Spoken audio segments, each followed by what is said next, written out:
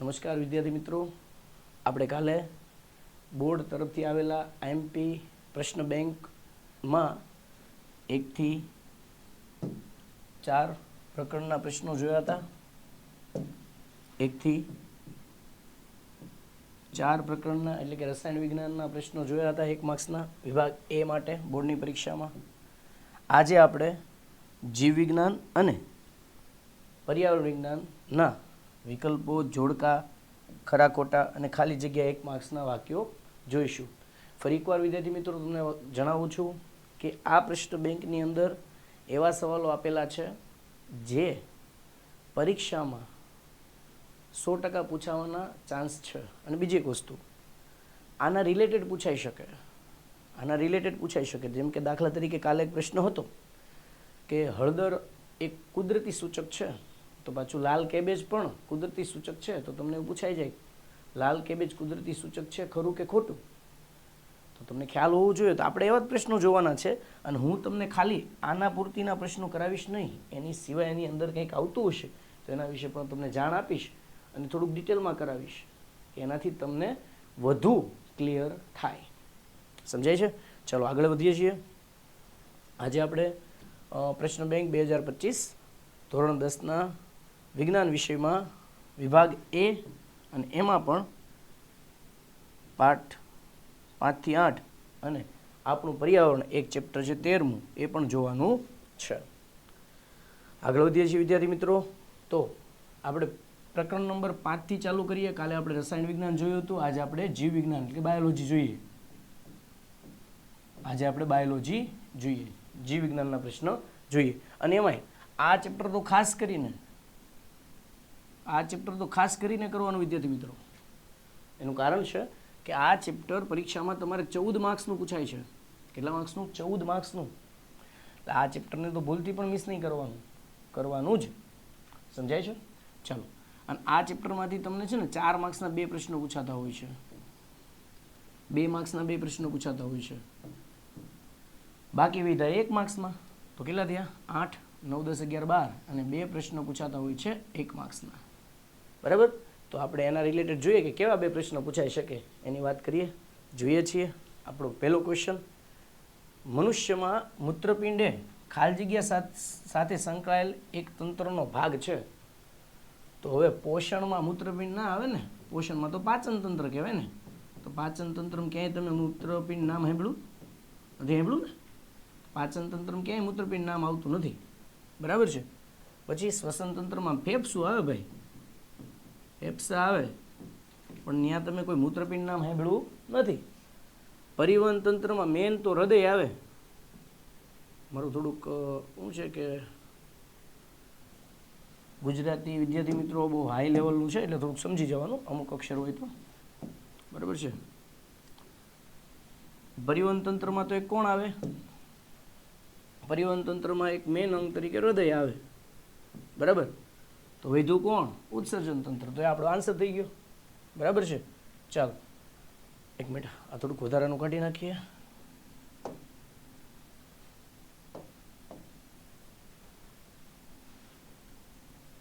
ચાલો next question જોઈએ છીએ.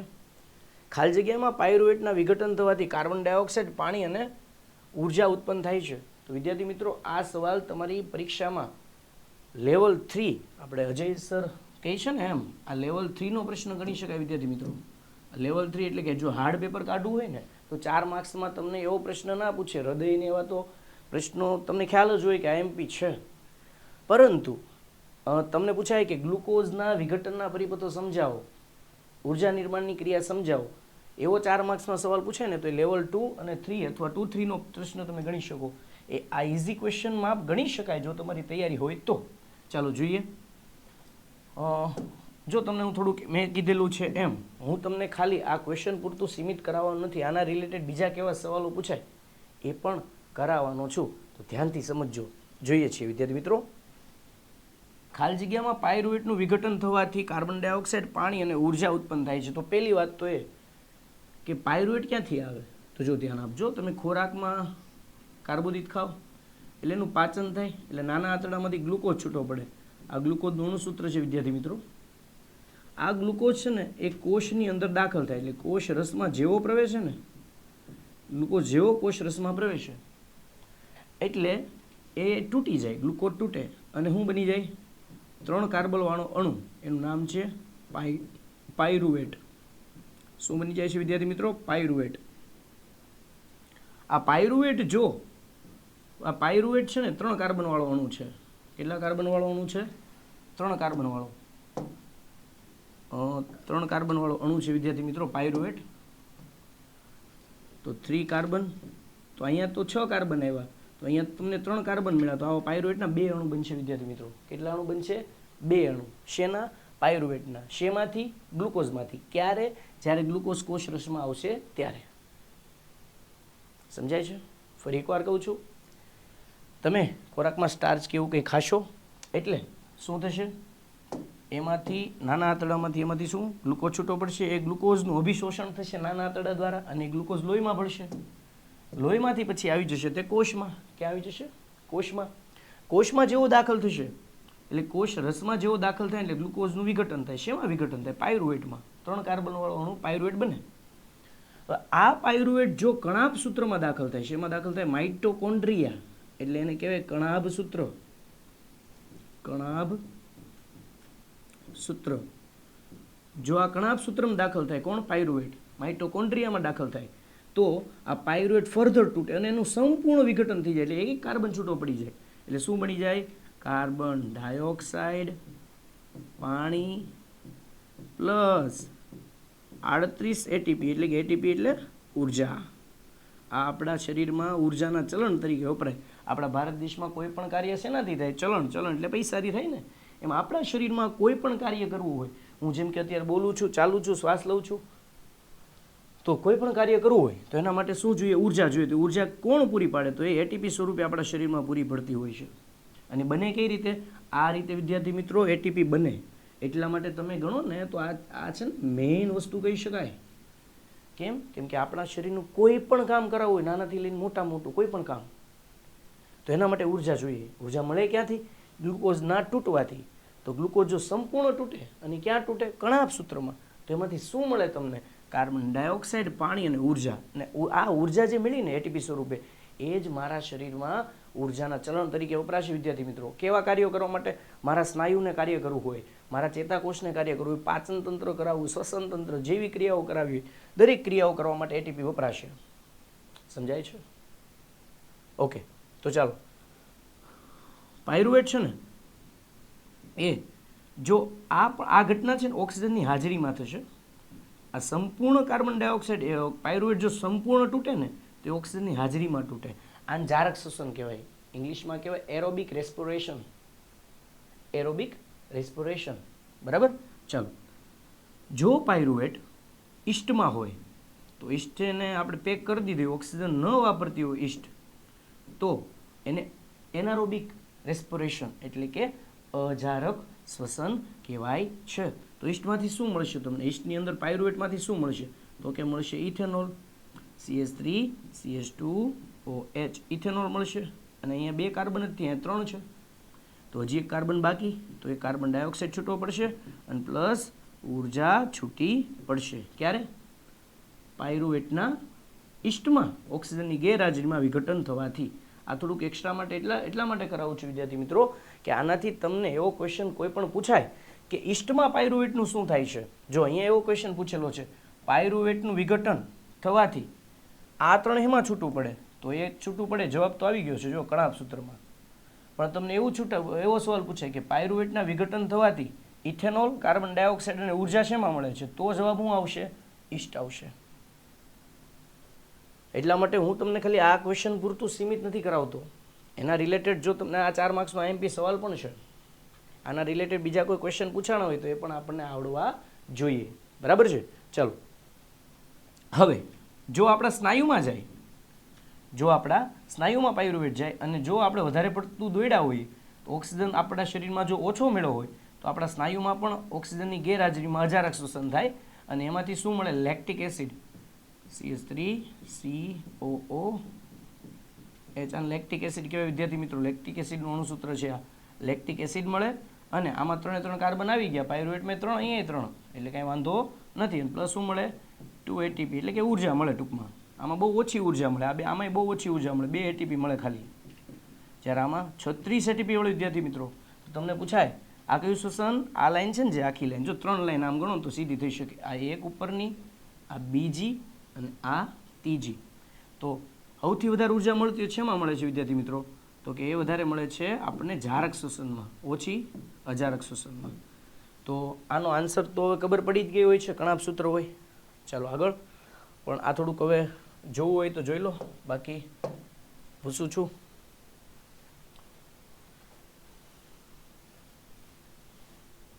ચાલો આગળ.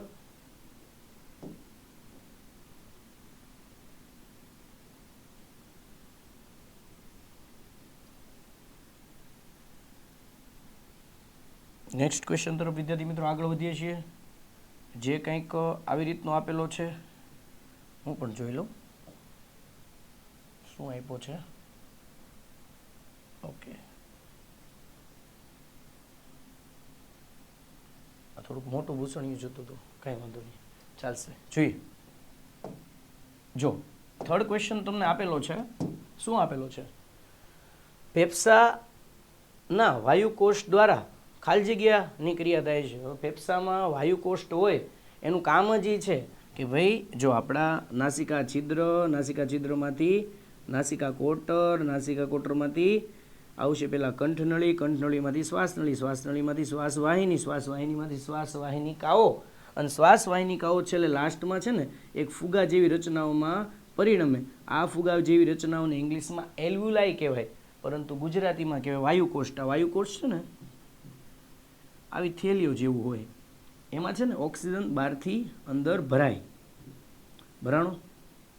ઓકે, તો અહીંયા પછી એની બાજુમાં હોય લોહીની નળી. થોડાક અલગ કલરથી બનાવું છું વિદ્યાર્થી મિત્રો, તમને વધારે ક્લિયર સમજ આવે. ચાલો જુઓ, આ છે ને વાયુકોષ્ઠો રુધિર કેશિકાઓથી ભરપૂર હોય, એની પાસે ગુચ્છા આવેલા હોય.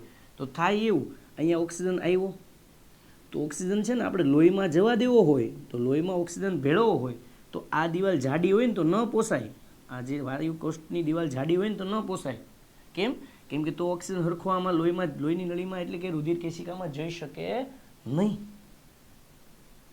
સમજાય છે વિદ્યાર્થી મિત્રો? ન જઈ શકે. કેમ? એટલે જો દિવાલ જાડી હોય તો એમ પ્રસરણ સરખું ન થાય. વાત વિનિમય, વાત વાયુ એટલે વાયુ, વાયુનું વિનિમય અહીંથી કોણ આવ્યું હોય તો કે અહીંથી આવ્યો હોય કાર્બન ડાયોક્સાઇડ વાયુ, તો એ બહાર કાઢવો હોય તો કાર્બન ડાયોક્સાઇડ અહીંયા આપી દેવાનો, અહીંયા ઓક્સિજન આવ્યો અહીંયા આપી દેવાનો. ખીચડો થતો હોય તો સમજાય ક્લિયર. અહીંયા હજી એકવાર દોરું છું. ઓક્સિજન અંદર દાખલ થયો બહારથી, અહીંયા રુધિરની નળી છે તો ઓક્સિજન આપણે લોહીમાં નાખવાનો હોય, લોહીની નળીમાં, અને અહીંથી જે કાર્બન ડાયોક્સાઇડ આવ્યો છે એ વાયુકોષ મારફતે બહાર કાઢવાનો હોય. એટલે વાયુનું એક્સચેન્જ કરવાનું છે, ગેસ એક્સચેન્જ કરવાનો છે, કે વાયુઓની આપ લે કરવાની છે. વાયુઓની આપ લે ને કહેવાય વાત વિનિમય. તો વાત વિનિમય કોના દ્વારા થાય? વાયુકોષ દ્વારા થાય છે ભાઈ. મેં ઊંધું કીધું. તમને એવું પૂછ્યું વાયુ વિનિમય નીચેના પૈકી કોના દ્વારા થાય? તો વાયુકોષ. બરાબર છે? ચાલો આગળ.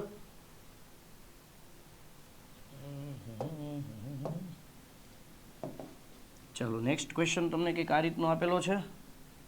શું છે નેક્સ્ટ ક્વેશ્ચન જોઈએ છીએ.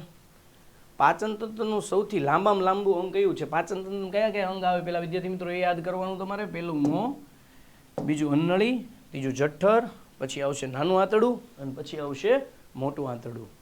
સૌથી વિશાળ અંગ હોય એ ઘાસ ખાનારા પ્રાણીઓમાં હજી વધારે લાંબુ હોય, બરાબર.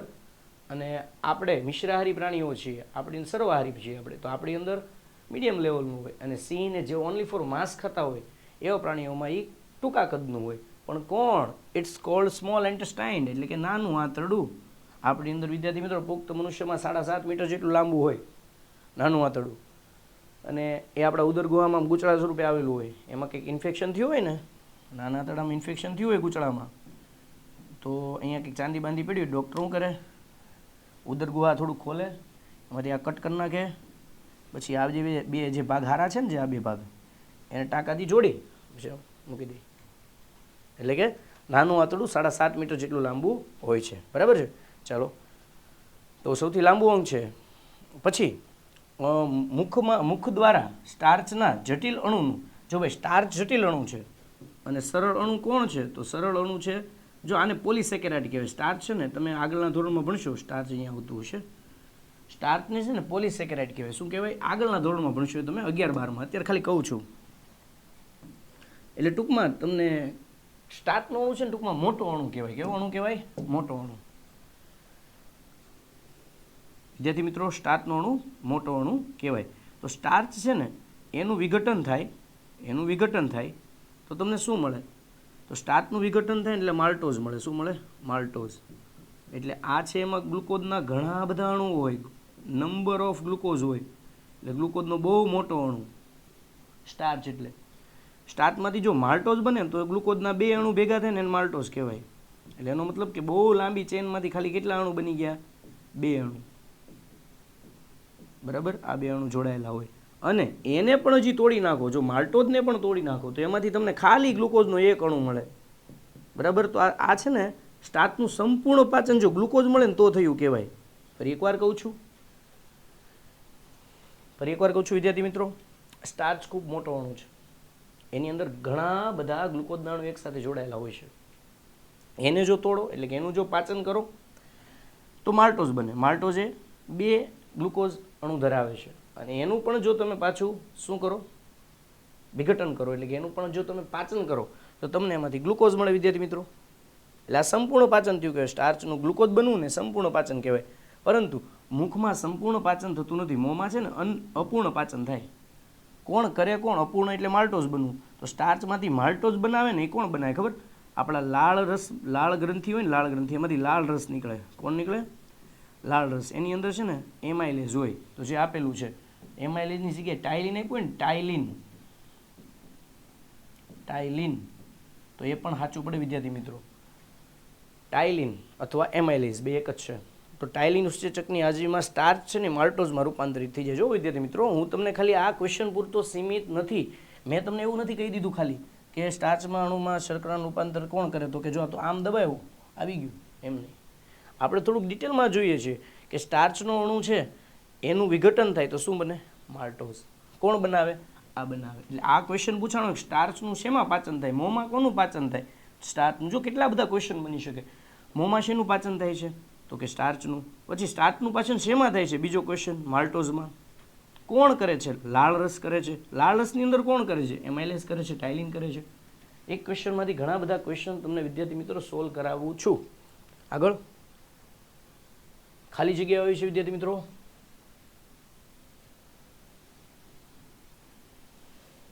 પ્રોટીનનું પાચન થતાં તેનું ખાલી જગ્યામાં રૂપાંતરણ થાય. જો ભાઈ હમણાં તમે જોયું, જો તમે અહીંયા સાઈડમાં એક વસ્તુ લખી નાખું.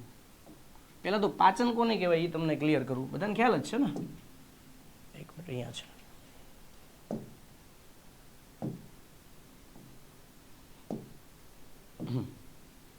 જો પાચન કોને કહેવાય? પહેલી વસ્તુ તો પાચન એટલે કે જટિલ ઘટક હોય ને, જટિલ ઘટક. જટિલ એટલે બહુ મોટી સાંકળ હોય ને, જટિલ ઘટકને સરળ ઘટકમાં ફેરવવું, સરળ ઘટકમાં રૂપાંતર કરવું, એને વિદ્યાર્થી મિત્રો પાચન કહેવાય.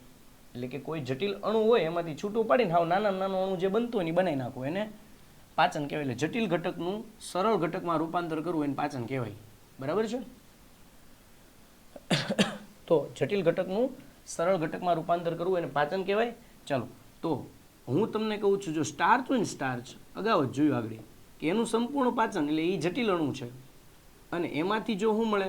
ગ્લુકોઝ. એમાંથી જો તમને ગ્લુકોઝ મળે વિદ્યાર્થી મિત્રો, તો આ સ્ટાર્ચમાંથી ગ્લુકોઝ મેળવો તો આ સંપૂર્ણ પાચન થઈ ગયું કહેવાય ગ્લુકોઝમાં. બરાબર? જો પ્રોટીન હોય, પ્રોટીન એનું સંપૂર્ણ પાચન ક્યારે થયું કહેવાય? પ્રોટીન છે જટિલ અણુ છે અને એનો સરળ અણુ કોણ કહેવાય? Amino acid. Amino acid. બરાબર છે? ચાલો, ચરબી હોય તો એમાંથી તમને મળે fatty acid plus glycerol. Fatty acid plus glycerol મળે વિદ્યાર્થી મિત્રો. શેમાંથી? ચરબીના સંપૂર્ણ પાચન થવાથી. તો આ એક ખાલી નોટ ડાઉન યાદ રાખવાનું એટલે તમને ખ્યાલ આવી જાય કે પાચન સંપૂર્ણ કોનું? પ્રોટીનનું સંપૂર્ણ પાચન થયું હોય તો શું મળે? Amino acid. ચાલો જોઈએ. તમને સવાલ ચેન્જ બીજો પૂછાણો હોય તો ચરબીનું પાચન થતાં તેનું શેમાં રૂપાંતર થાય છે? Fatty acid plus glycerol. સ્ટાર્ચનું પાચન થતાં એનું શેમાં રૂપાંતર થાય છે? ગ્લુકોઝ. એક ક્વેશ્ચન 3 ક્વેશ્ચન બનાવે. આગળ, કોષીય શ્વસનમાં ઉપયોગમાં લેવાતો પદાર્થ કયો? અહીંયા આપણે આખું મેં તમને પરિપથ સમજાવ્યો હતો, યાદ હોય તો. અહીંયા આખો એક પરિપથ સમજાવ્યો હતો ગ્લુકોઝના વિઘટનનો, હમણાં જ ભણાવ્યો છે. પાયરુવેટ બને, પછી કણાભ સૂત્રમાં જાય, એમાંથી શક્તિ છૂટી પડે, હમણાં જ ભણાવ્યું છે. તો એમાં કોણ વપરાતો હતો? તો કયો પદાર્થ વપરાતો હતો? ગ્લુકોઝ. કોણ વપરાતો હતો? ગ્લુકોઝ. ગ્લુકોઝ. બરાબર છે. ચાલો જુઓ આગળ. જમણા કર્ણકમાં હંમેશા ખાલી જગ્યા રુધિર હોય છે. જો પહેલા વસ્તુ તો આપણે છે ને, આપણે હું અહીંયા ઊભો છું તો મારી સામે મારી પ્રતિકૃતિ આવી હોય તો એ કદાચ આવી રીતે સામી આવે ને, આમ સામી, તમે સમજી શકો છો, આવી રીતે સામી આવે તો મારા હૃદયમાં લેફ્ટ બાજુ છે તો એની કઈ થઈ જાય? રાઈટ બાજુ. અને હજી ન સમજાય ને તો એવું આવી રીતે કંઈ ન સમજાય ને તો તમારે આવું યાદ રાખવાનું વિદ્યાર્થી મિત્રો, હૃદયમાં આપણે કેટલા ખાના હોય? 4 ચેમ્બર હોય ને, 4 ખંડો હોય. ઉપરના 2 કર્ણક કહેવાય, નીચેના 2 વિદ્યાર્થી મિત્રો શેપક કહેવાય. બરાબર છે. મારો આ કયો હાથ? ડાબો, તો આ જમણું. આ ડાબી બાજુ એ જમણી થઈ જાય હૃદયમાં. મારો આ કયો હાથ? જમણો, તો આમાં ડાબું થઈ ગયું. સમજાણું? ચલો આગળ વધીએ છીએ. હવે જો તમને ખબર હોય તો ડાબી બાજુ હંમેશા ઓક્સિજનયુક્ત રુધિર જાય અને જમણી બાજુ હંમેશા કાર્બન ડાયોક્સાઇડ યુક્ત રુધિર જાય. એમાં કાર્બન ડાયોક્સાઇડ યુક્ત રુધિર જાય. બરાબર છે. તો ઉપરના હોય એને શું કહેવાય? એટ્રિયમ. સર નવું નામ લેવા, ના, કર્ણકો કહેવાય. શું કહેવાય? કર્ણકો. તો આ કયું કર્ણક થઈ ગયું? જમણું કર્ણક. ડાબું કર્ણક. નીચેના 2 કહેવાય ક્ષેપકો. શું કહેવાય? ક્ષેપકો. ગુજરાતી શીખવાનું છે વિદ્યાર્થી મિત્રો. ચાલો, ક્ષેપકો. નીચેના 2 છે એ ક્ષેપકો કહેવાય. હવે ધ્યાન આપજો, અહીંયા રોય ક્યાંથી આવ્યું છે? અહીંયા રુધિર આવ્યું હોય ફેફસામાંથી. એમાંથી ક્યાં જાય? ક્ષેપકમાં. આમાંથી ક્યાં જાય? શરીરના અંગોમાં. શરીરના અંગોમાં એ કેવું થઈ જાય? ઓક્સિજનવાળું, કાર્બન ડાયોક્સાઇડવાળું થઈ જાય. કેવું થઈ જાય? શરીરના અંગોમાં એ કેવું થઈ જાય? કાર્બન ડાયોક્સાઇડ વાળું. તો પછી ત્યાંથી ક્યાં જાય? આ નામ શું છે? ઉપરનું કર્ણક. અને આ બાજુ કોઈ એને કયું કીધું છે આપણે? મારો આ ડાબો, તો આ કયું થઈ ગયું? જમણું કર્ણક. બરાબર છે. તો એમાં કયું લોહી આવ્યું જોવો તો? કાર્બન ડાયોક્સાઇડ વાળું લોહી આવ્યું કે નહીં? તો આ જમણું કર્ણકમાં હંમેશા કેવું રુધિર હોય છે? કેવું દેખાય તમને આ રંગ રુધિર? એટલે હમણાં જ કીધું ને, કેવું રુધિર હોય છે વિદ્યાર્થી મિત્રો? કાર્બન ડાયોક્સાઇડ વાળું. જો તમને પૂછ્યું હોય તો કે ડાબા કર્ણકમાં હંમેશા કેવું રુધિર હોય છે, તો પણ કાર્બન ડાયોક્સાઇડ વાળું. જો તમને એવું પૂછ્યું હોય તો ડાબા શેપકમાં, હું ડાબું કર્ણક બોલ્યો, ના સોરી, જમણા કર્ણક કહે તો કાર્બન ડાયોક્સાઇડ વાળું, જમણું શેપક કહે તો પણ કાર્બન ડાયોક્સાઇડ વાળું. જો એવું કે ડાબું શેપક અથવા ડાબું કર્ણક તો ઓક્સિજન વાળું. ક્લિયર છે? ચાલો, તો આમાંથી ઘણા બધા ક્વેશ્ચન તમારા બની ગયા. એક ક્વેશ્ચનમાંથી જોઈએ જવાબ શું આવતો હશે? આ આવતો હશે ને? હા, એટલે નામ શું છે? ઉપર છે એટલે કર્ણક, ને એ પાછું કઈ બાજુ છે? મારો હાથ કયો છે? ડાબોથી કઈ ગયું? જમણું. એટલે જમણામાં કેવું હોય? ઓક્સિજન વિહીન અથવા કાર્બન ડાયોક્સાઇડ વાળું. બંને એક જ કહેવાય. તમે નહીં કહેતા સર એવું કંઈ નતા બોલ્યા. બરાબર છે, 2 એક જ કહેવાય. હું કહું કાર્બન ડાયોક્સાઇડ વાળું અથવા તો ઓક્સિજન વિહીન, ઓક્સિજન વગરનું. બરાબર છે. ચાલો આગળ. ખાલી જગ્યાની હાજરીમાં નાના આંતરડાની પોષક સપાટીમાં ક્ષેત્રફળમાં વધારો થાય. પહેલી વાત તો જો ખોરાક જઠરમાં આવે, અન્નનળીમાંથી જઠરમાંથી ક્યાં આવે? નાના આંતરડામાં આવે, ગૂંચળામાં. આ નાનું આંતરડું છે ટૂંકમાં, ગૂંચળામાં આવે. નાના આંતરડામાં ખોરાકનું સંપૂર્ણ પાચન થઈ જાય. કેવું પાચન થઈ જાય? સંપૂર્ણ પાચન કોને કહેવાય? આ બધા ઘટક છૂટા પડી જાય. આ બધામાંથી તમે ખોરાકમાં આવું બધું ખાઓ અને બની જાય આવું. અને આ બધું ભેળવવાનું ક્યાં હોય ખબર? આ બધું વિદ્યાર્થી મિત્રો ભેળવવાનું હોય લોહીમાં. તો નાના આંતરડું છે ને, નાનું આંતરડું બહુ લાંબુ હોય. નાનું આંતરડું બહુ લાંબુ હોય. એનો જે પાછળનો ભાગ છે ને શેષાંત્ર કહેવાય. આગળનો પકવાશય, આ છે મધ્યાંત્ર, અને લાસ્ટ ભાગ છે ને શેષાંત્ર કહેવાય. શેષાંત્ર. એ શેષાંત્રની અંદર, આ શેષાંત્રને ઝૂમ કરીને જોવું ને, ઝૂમ કરીને, આમ તમે ઝૂમ કરીને જોવો ને આ ભાગને, તો અહીંયા તમને જો અહીંથી સંપૂર્ણ પાચન થયેલો મટીરિયલ આવ્યું ભાઈ, એનું તો આપણે કામ હતું, એના માટે તો પાચન તંત્ર કર્યું, આ બધું આવ્યું. એ બધાને આપણે જો આગળ વ્યૂ જાય તો મોટા આંતરડામાં વ્યૂ જાય, મોટા આંતરડામાંથી મળાશયમાંથી મળ દ્વારા બહાર નીકળી જાય, પણ બહાર થોડું કાઢે એને, એ તો આપણી કામની વસ્તુ છે. એને તો આપણે લોહીમાં લેવાનું છે, પોષક સ્તરો આવે છે, આ બધાને તો લેવાનું છે. તો કઈ રીતે આવશે? તો શું થશે? નાના આંતરડાના શેષાંતરની દિવાલમાં છે ને અહીંયા આવી રીતે બહુ વિસ્તૃત સપાટી બની જાય, બહુ મોટી સપાટી બની જાય, વિસ્તૃત સપાટી, બહુ મોટી સપાટી બની જાય. આવી રીતે આને જો ખેંચવું હોય તો કેટલી મોટી વિશાળ સપાટી બની જાય. અને એ વિશાળ સપાટીની ઉપર છે ને એ જે પોષક સ્તરો જે અહીંથી પોષક દ્રવ્યો આવે છે ને એના શોષણ માટે અહીંયા આવા આંગળી જેવા લાખોની સંખ્યામાં, આમ તો અસંખ્ય નવનીતમાં શબ્દ આપેલો છે ચોપડીમાં, અસંખ્ય જેવા પ્રવર્ધો આવેલા હોય છે. આ પ્રવર્ધોને શું કહેવાય વિદ્યાર્થી મિત્રો? રસાંકુરો કહે છે. એટલે અહીંથી જેવા ન્યુટ્રિશન આવશે, ન્યુટ્રિશન એટલે પોષક તત્વો આવશે, પોષક દ્રવ્યો, એ બધાનું શું થશે? અહીંયા બાજુમાં લોહીની નળી છે, બ્લડ, આ લોહીની નળી છે. જેવા અહીંથી પોષક સ્તરો આવશે, પોષક દ્રવ્યો, એ બધા શું થશે? આ બધા એનું શોષણ કરશે અને ક્યાં મોકલી દેશે? લોહીમાં. બરાબર? તો એને અભિશોષણ માટેનું ક્ષેત્રફળ વધારે હોય છે, એનું શું કહેવાય? તો કે આ રસાંકુરો કહેવાય. બરાબર છે? આ રસાંકુરો છે, જે આંગળી જેવા દોર્યા ને એ લાખોની સંખ્યામાં જે ઉપર હોય ને એને રસાંકુરો કહેવાય. આ તમારે ડાયાગ્રામ મગજમાં રાખો એટલે તમને ઘણું ખરું ક્લિયર થઈ જાય. બરાબર? ચાલો આગળ વધીએ છીએ. શું ક્વેશ્ચન છે નેક્સ્ટ? અમીબામાં ખોરાકનું પાચન ખાલી જગ્યામાં થાય છે ભાઈ. તો અમીબા છે ને, પહેલાં તો અમીબા દોરો બહુ મસ્ત હેલો, કેમ ખબર? એ અનિશ્ચિત આકારનો હોય. એ જેવું કોઈ આ એનું પણ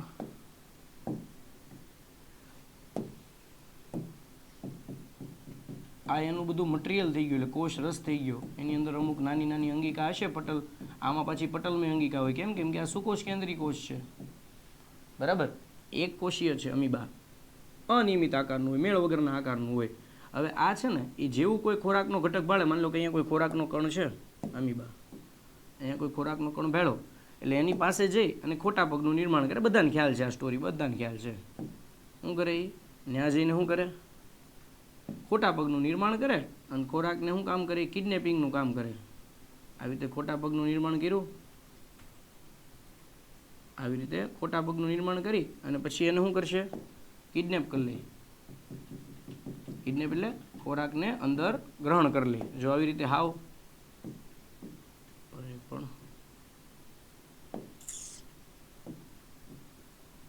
આવી રીતે હમણાં ખોટા પગનું નિર્માણ કરીને ખોરાકને અંદર ગ્રહણ કરી લીધો. એટલે જેવો અંદર ગ્રહણ થાય ને એટલે ત્યાં વેક્યુમ બની જાય. વેક્યુમ બની જાય એટલે એને કહેવાય અન્નધાની. શું કહેવાય? અન્ન. એને વિદ્યાર્થી મિત્રો શું બનાવી નાખે? તરત જેવો ખોરાકને અંતર ગ્રહણ કરે એટલે શું બનાવી નાખે? અન્નધાની. અને અન્નધાનીની અંદર અહીંથી પછી છે ને જે પાચક રસો હોય ને અમીબા જવા દે. અન્નધાની અંદર એ પાચક રસો જવા દે, હાઇડ્રોલેજિસ નામના.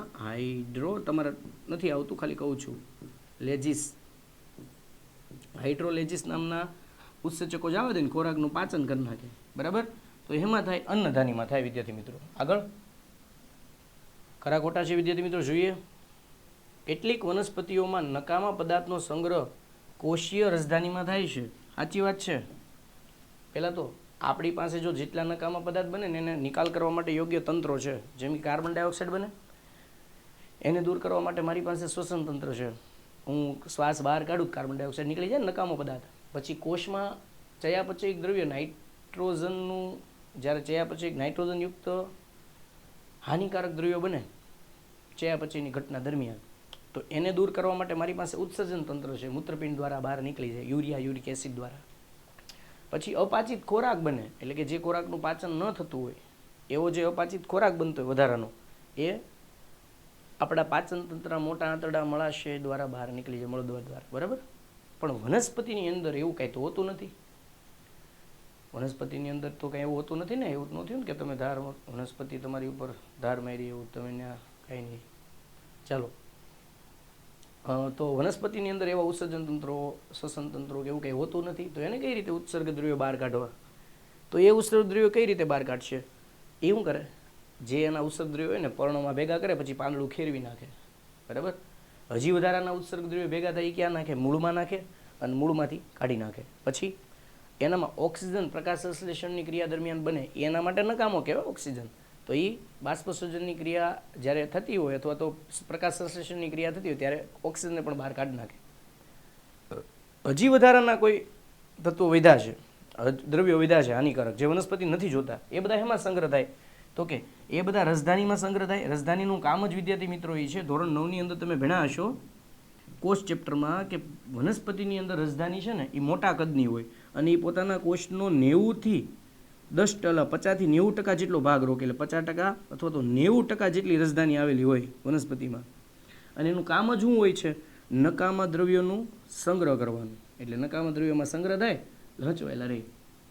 પછી જૂની જલવાહક પેશી હોય એની અંદર પણ ઉત્સર્ગ દ્રવ્યો જતા હોય છે. મેં તમને આમ ગણો ને તો આ એક ક્વેશ્ચન ઉપરથી 6 થી 7 ક્વેશ્ચન રિવિઝન કરાવી દીધા. ક્યારેક તમે વાંચશો અમુક સવાલ એમાં બધા આવશે. તો આ વિધાન સાચું છે ટૂંકમાં, બરાબર છે? જો આવી ગયું સાચું ખરું. હવે આગળનો ક્વેશ્ચન,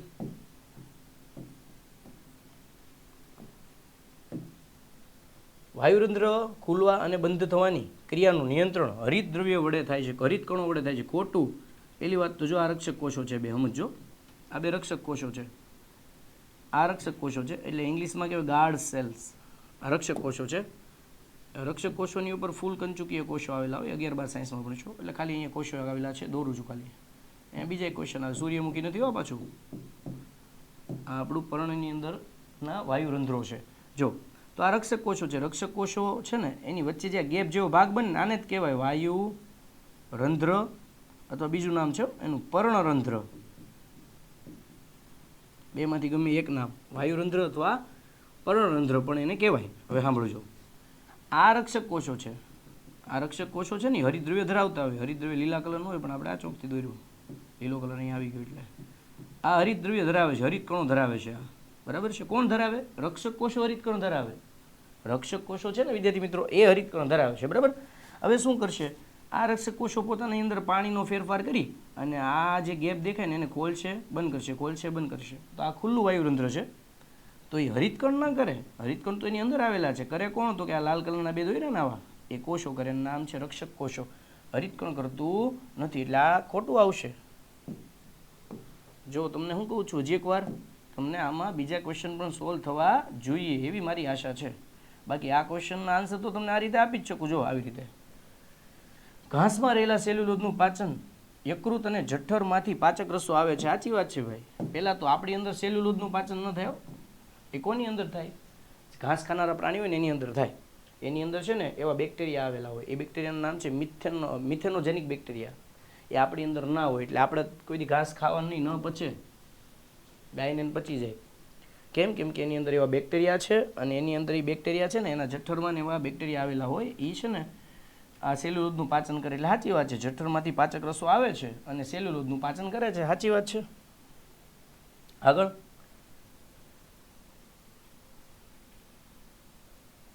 ઓકે, જઠરની દિવાલ જઠરરસ માટે જઠરીય ગ્રંથિ ધરાવે છે. સાચી વાત છે. જઠરરસની અંદર જઠરીય ગ્રંથિમાંથી જઠરરસનો સ્ત્રાવ થશે. કઈ કઈ વસ્તુ છે એમાં? એક તો હાઇડ્રોક્લોરિક એસિડ, બીજું પ્રોટીનના પાચન માટે છે પેપ્સિન,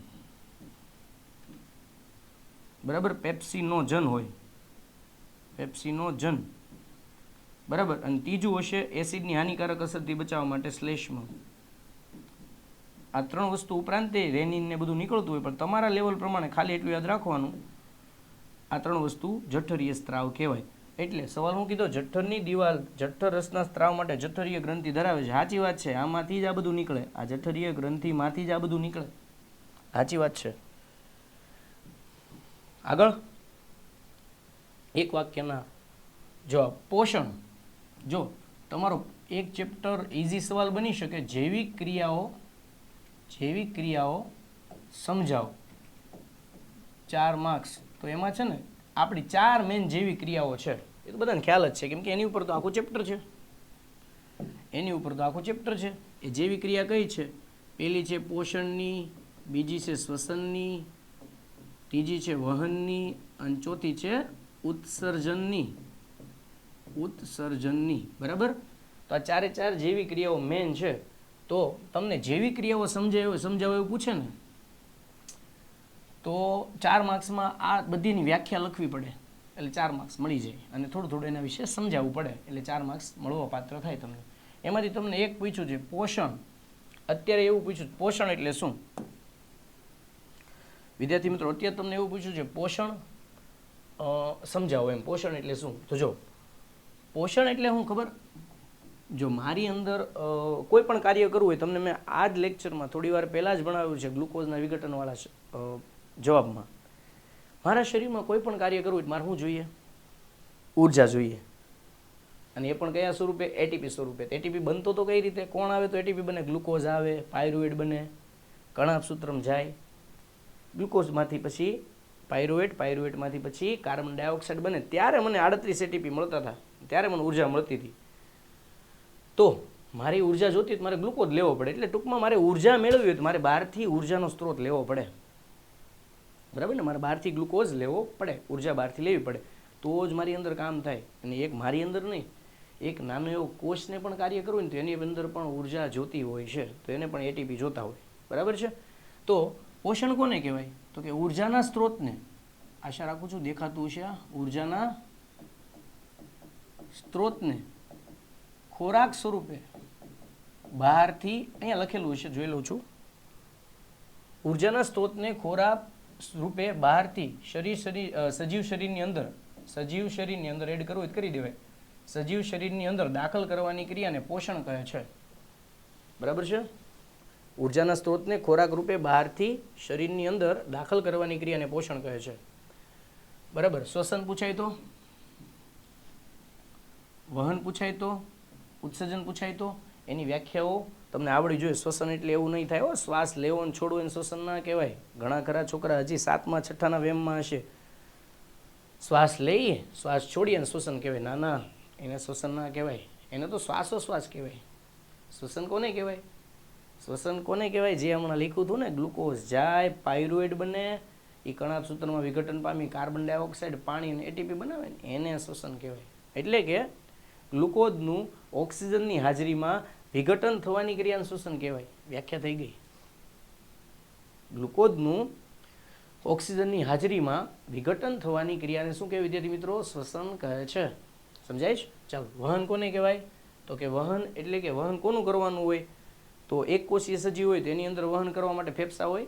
એ છે જ એક કોષ, એની અંદર ક્યાં વહન કરવા માટે એની અંદર ક્યાં તંત્ર હોય? આપણે બહુકોષીય છીએ, આપણી અંદર તંત્ર હોય બધું કામ કરવા માટે.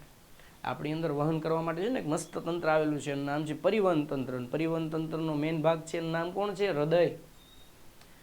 એટલે વહન એક કોષીયમાં પ્રસરણ દ્વારા થાય ને આપણી અંદર કેના દ્વારા થાય? તંત્રો દ્વારા થાય. ને આપણે એમાંય વાત કરીએ તો કોના દ્વારા થાય? પરિવહન તંત્ર. એમાં કોણ કોણ આવે? હૃદય, ધમની, શિરા, રુધિર કેશિકા, એ બધું. બરાબર છે? ચાલો આગળ. ઉત્સર્જન તંત્ર. તો કોષમાં ચયાપચયિક દ્રવ્યોનું જ્યારે વિઘટન થતું હોય અથવા ચયાપચયની ક્રિયા થતી હોય ત્યારે નાઇટ્રોજન યુક્ત ઉત્સર્ગ દ્રવ્યો બનતા હોય એને બહાર કાઢવાની ક્રિયાને ઉત્સર્જન કહે છે. મેં તમને એક વ્યાખ્યા ઉપરથી 4 વ્યાખ્યા કહી દીધી. આમ ગણો તો 4 માર્ક્સનો આઈએમપી ક્વેશ્ચન સોલ્વ કરાવ્યો તમને. થોડુંક સ્પીડમાં જશે. કેમ?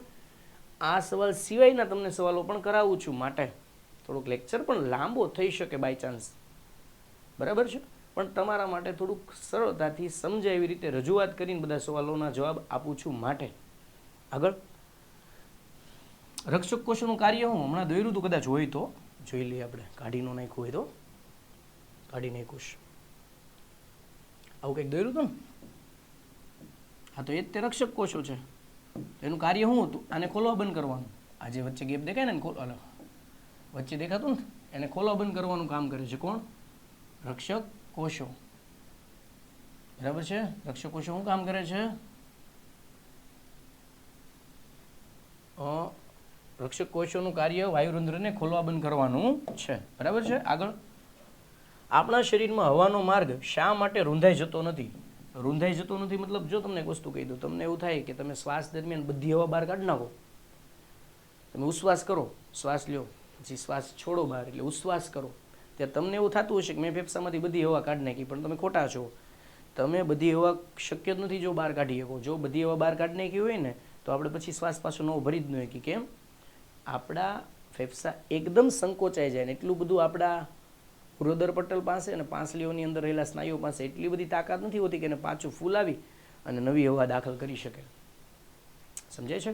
માટે આપણી ફેફસાની અંદર ગમે એટલું કરો હવા થોડી ઘણી રહે જ તે 350 ml એપ્રોક્સ રહેલી હોય છે.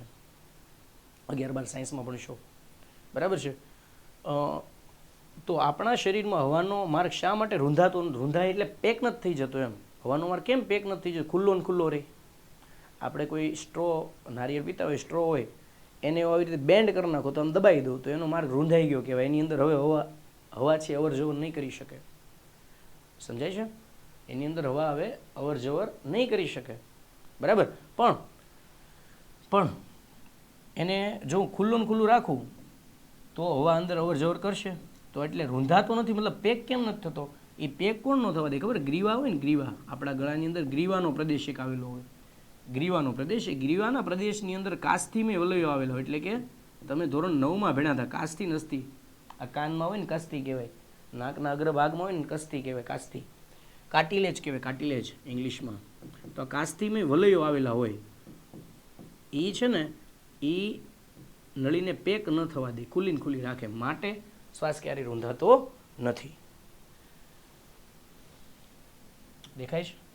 જોઈ શકો, એકવાર વાંચી શકો છો.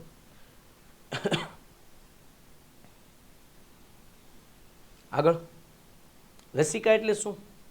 જો આ એક કોષનું ગુચ્છ છે, સમજો. દરેક કોષ સુધી કોણ ન પહોંચી શકે? ધમની ના પહોંચી શકે. ખ્યાલ હોય તો. કેમ? કેમ કે ધમની મોટી હોય. તો ધમની શેમાં તૂટી જાય? કોષો સુધી લોહી પહોંચાડવા માટે ધમની તૂટી જાય નાની નાની રુધિર કેશિકાઓમાં. તો કેશિકાઓ દોરું. ચાલો, આ બધા કોષ છે, સમજો. આ બધા શું છે? કોષ છે. આ કોષની વચ્ચે રહેલો શું છે? અવકાશ. એને કહેવાય આંતરકોષીય અવકાશ.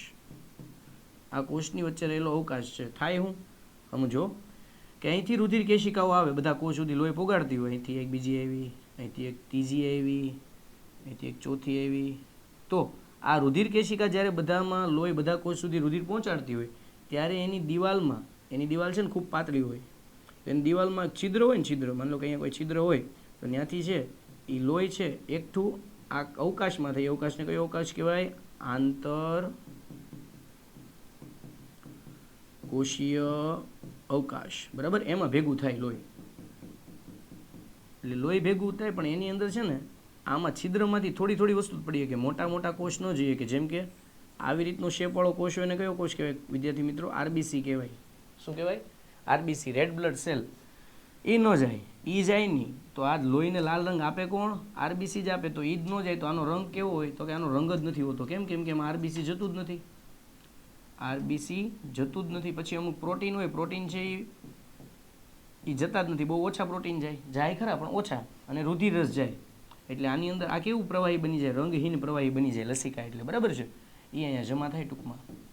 સમજાય છે? એની અંદર આરબીસી અમુક કોષો હોય જે અમુક એટલે શ્વેત કણો, ત્રાક કણો હોય, પરંતુ આરબીસી હોતા નથી. એટલે તેનો લાલ રંગ ન હોય, રંગહીન હોય. જોઈએ આકૃતિ એકવાર મગજમાં ફિટ કરો એટલે આગળનો તમને એનો આન્સર વધારે ક્લિયર સમજાય.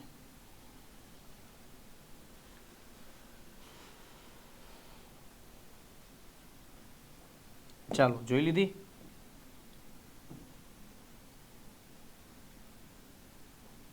શું લખ્યું છે જોઈએ. આકૃતિ સાઈડમાં થોડીક દોરવાની હતી તો તમને હું આ દોરેલી હતી એના અનુસાર સમજાવત એટલે વધારે ક્લિયર થાત. પણ કંઈ નહીં, જોઈએ.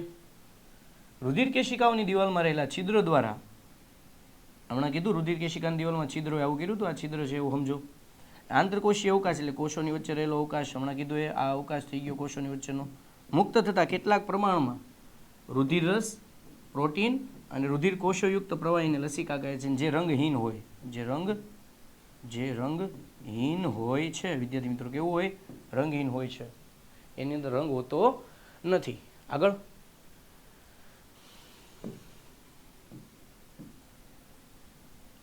વાયુરંધ્ર ઉપરાંત વનસ્પતિઓમાં વાયુઓના વિનિમય ક્યાં ક્યાં થાય છે? વાયુરંધ્ર તો કરે જ તે. વાયુરંધ્ર એટલે આવી રીતનું ઓલી યાદ છે ને, વાયુરંધ્ર તો વાયુઓની આપલે કરે જ તે, લે અંદર અને બહાર કાઢે જ તે. પરંતુ બીજું કોણ કરી શકે? તો કે મૂળ કરી શકે, પ્રકાંડ કરી શકે અને પર્ણ કરી શકે. એમાં પણ વાયુઓની આપલે થાય. મૂળ, પ્રકાંડને પર્ણ કરી શકે છે. એની અંદર પણ વાયુરંધ્ર ઉપરાંત કેટલાક એવા સૂક્ષ્મ રોમ હોય, સૂક્ષ્મ જગ્યાઓ હોય, એની અંદરથી વાયુઓની આપલે થઈ શકે છે. હવે વિદ્યાર્થી મિત્રો, તમારું 5મું ચેપ્ટર પૂરું થઈ ગયું. નેક્સ્ટ ચેપ્ટર તરફ આવીએ છીએ, જેનું નામ છે નિયંત્રણ અને સંકલન. તો 6થું ચેપ્ટર છે, એના વિકલ્પોની શરૂઆત કરીએ. ઓકે, ચાલો. પહેલો સવાલ છે વિદ્યાર્થી મિત્રો, બે ચેતાકોષ વચ્ચે આવેલા ખાલી ભાગને શું કહેવાય છે? તો અહીંયા એક ચેતાકોષ છે. થોડુંક વીઆઈપી આંકડું દોરું છું ફટાફટ સમજાવવા માટે. આ એક ચેતાકોષ, અરે પણ બહુ વધારે વીઆઈપી થઈ ગયું.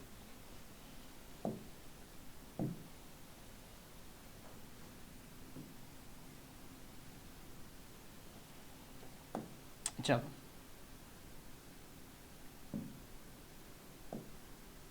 જો અહીંયા એક ચેતાકોષ છે.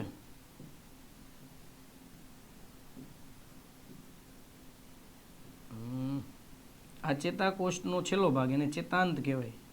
બરાબર છે? ચેતાકોષનો છેલ્લો ભાગ એને શું કહેવાય વિદ્યાર્થી મિત્રો? ચેતાંત કહેવાય. શું કહેવાય? ચેતાંત. આ છે વિદ્યાર્થી મિત્રો શિખાતંતુ. શિખાતંતુ ઇંગ્લિશમાં ડેન્ડ્રિસ કહેવાય. શિખાતંતુ.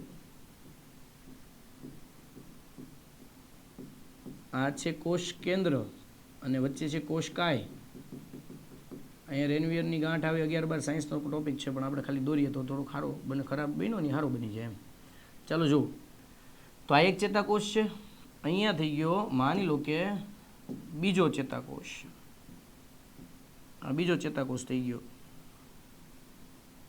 તો આ બીજા ચેતાકોષના શિખાતંતુ. તો હું એમ કહું છું કે આ એક ચેતાકોષ છે ને, બીજા ચેતાકોષ જો અહીં ડાયરેક્ટ કોન્ટેક્ટમાં હોતો નથી, ડાયરેક્ટ અડેલો હોતો નથી, ડાયરેક્ટ કોન્ટેક્ટમાં હોતો નથી. જો અહીં વચ્ચે ગેપ દેખાય તો ગેપ પૂરાઈ ન જાય, વચ્ચે ગેપ પડેલો હોય છે, વચ્ચે ગેપ હોય છે. બરાબર? એ ગેપને કહેવાય ચેતોપાગમ. ચેતોપાગમ ઇંગ્લિશમાં કહેવાય સાયનેપ્સ. સાયનેપ્સ, ચેતોપાગમ. બરાબર છે? તો વચ્ચે રહેલા અવકાશને ચેતોપાગમ કહેવાય. બરાબર છે? ડાયરેક્ટ કોન્ટેક્ટમાં એક ચેતાકોષ બીજા ચેતાકોષ સાથે હોતો નથી, એની વચ્ચે સૂક્ષ્મ અવકાશ હોય. આના ચેતાંત વચ્ચે, માની લો કે આ એક ચેતાંત દોર્યો મેં, આનો, અને આનો એક શિખાતંતુ દોર્યો. આ શિખાતંતુ વચ્ચે સૂક્ષ્મ દેખાય છે, શું છે? અવકાશ છે. જો અહીંયા દેખાય છે, એને ચેતોપાગમ કહેવાય છે. આગળ વધીએ છીએ.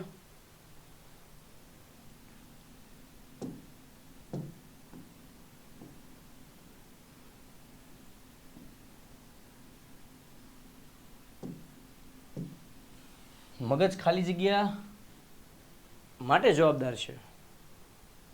ઓકે, આપણો સવાલ થોડી પ્રિન્ટ આમ તેમ હોઈ શકે તો જોઈ લે. મગજ ખાલી જગ્યા માટે જવાબદાર છે. વિચારવા માટે સાચી વાત છે. બૃહદ મસ્તિષ્ક હોય, સંતુલન જાળવવા માટે સાચી વાત છે. અનુમસ્તિષ્ક. જો આના બધી કેટલા સવાલ બને એ તમને કહું. વિચારવા માટે મગજનો સૌથી મોટો ભાગ, એનું નામ છે બૃહદ મસ્તિષ્ક. બૃહદ મસ્તિષ્ક હોય વિચારવા માટે. સંતુલન માટે શું હોય? અનુમસ્તિષ્ક.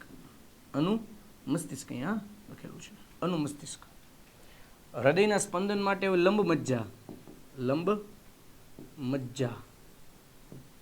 અને તો બસ, તો થઈ ગયું. આ બધું મગજમાં જ આવે ને, એટલા માટે આપેલ તમામ. બરાબર છે? એકદમ ઇઝી ક્વેશ્ચન છે વિદ્યાર્થી મિત્રો.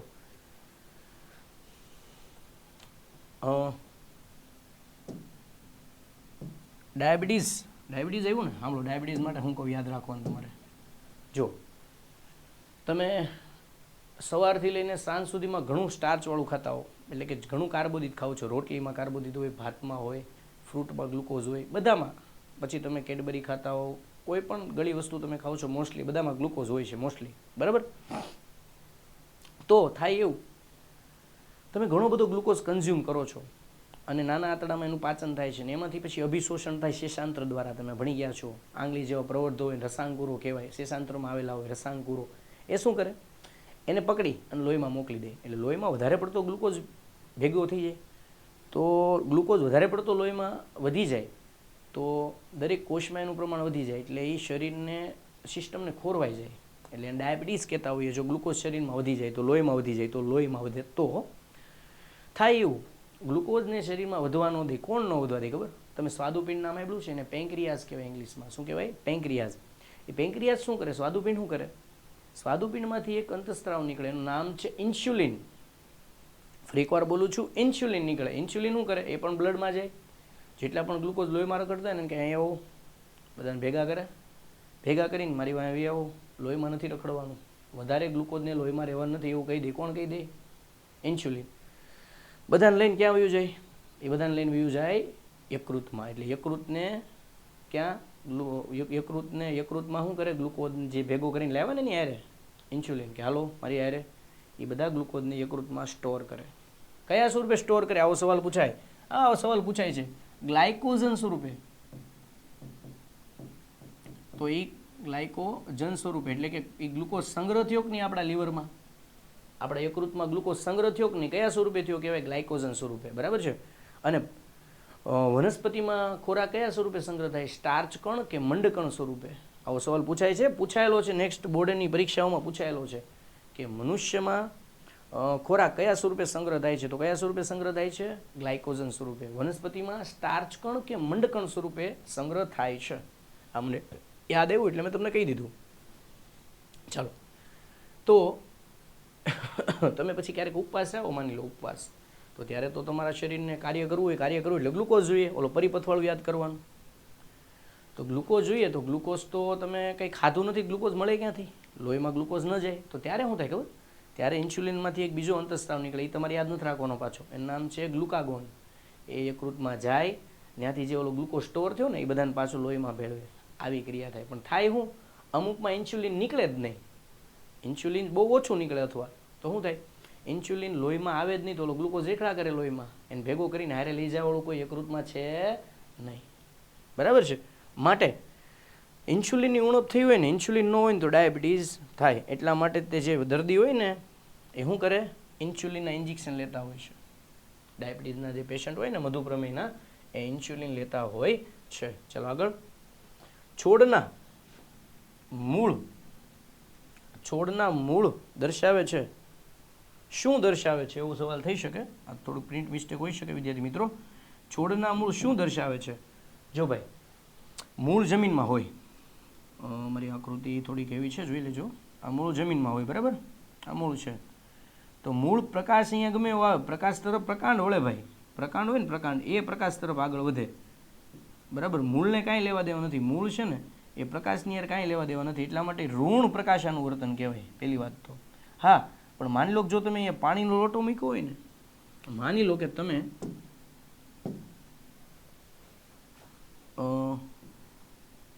માની લો કે તમે વિદ્યાર્થી મિત્રો અહીંયા પાણી મૂક્યું હોય તો પાછું મૂળ એની તરફ આકર્ષે. એટલે એ ધન જેની તરફ આકર્ષે એ ધન કહેવાય, અને જો ન આકર્ષે એને ઋણ કહેવાય. તો એ ધન જલાનું વર્તન દર્શાવે, ધન જલાનું વર્તન. અને મૂળ છે જમીનમાં જતા જાય એટલે જમીન તરફ જાય છે એટલે ધન ભૂ આવર્તન કહેવાય એને. તો મૂળ છે ને એમાં 3 વસ્તુ બને. આમાં ન લખ્યું ને એની સિવાયની હું કહું છું. મૂળમાં 3 વસ્તુ બને. એક તો ઋણ, એને પ્રકાશર કાંઈ લેવા દેવાનો હોય એટલે ઋણ પ્રકાશાનું વર્તન. પ્રકાશાનું વર્તન. પછી મૂળ છે એ પાણી તરફ જાય એટલે ધન જલાનું વર્તન. જલાનું વર્તન. અને મૂળ એ જમીનમાં જાય એટલે ધન ભૂ આવર્તન. સમજાય છે વિદ્યાર્થી મિત્રો? તો આમાં ઓપ્શન ગોતીએ. ચલો, ઋણ ભૂઆવર્તન ખોટી વાત છે, ધન ભૂઆવર્તન આવે. ઋણ પ્રકાશાનું વર્તન એ સાચું જ પાછું, પણ આનું આવે ને એટલે આ ખોટું બી. પછી ઋણ જલાનું વર્તન, ઋણ જલાનું વર્તન નહીં, ધન જલાનું વર્તન આવે એટલે આ ખોટું. પછી ધન પ્રકાશાનું વર્તન, ના ના, ઋણ પ્રકાશાનું વર્તન આવે, આ પણ ખોટું. વિધું હું સી જોઈએ. રિલીઝિંગ હોર્મોન્સ કોણ? રિલીઝિંગ હોર્મોનનો સ્ત્રાવ કોણ કરે છે? આ છે ને થોડુંક મિત્રો એક્સ્ટ્રીમ લેવલનો સવાલ કહેવાય, એટલે કે થોડુંક તમારા લેવલ હાઈ લેવલનો ક્વેશ્ચન કહેવાય, પણ સોલ્વ કરીએ. જોઈએ, રિલીઝિંગ હોર્મોન્સનો સ્ત્રાવ કોણ કરે છે? પહેલાં તો રિલીઝિંગ હોર્મોન્સ એટલે શું?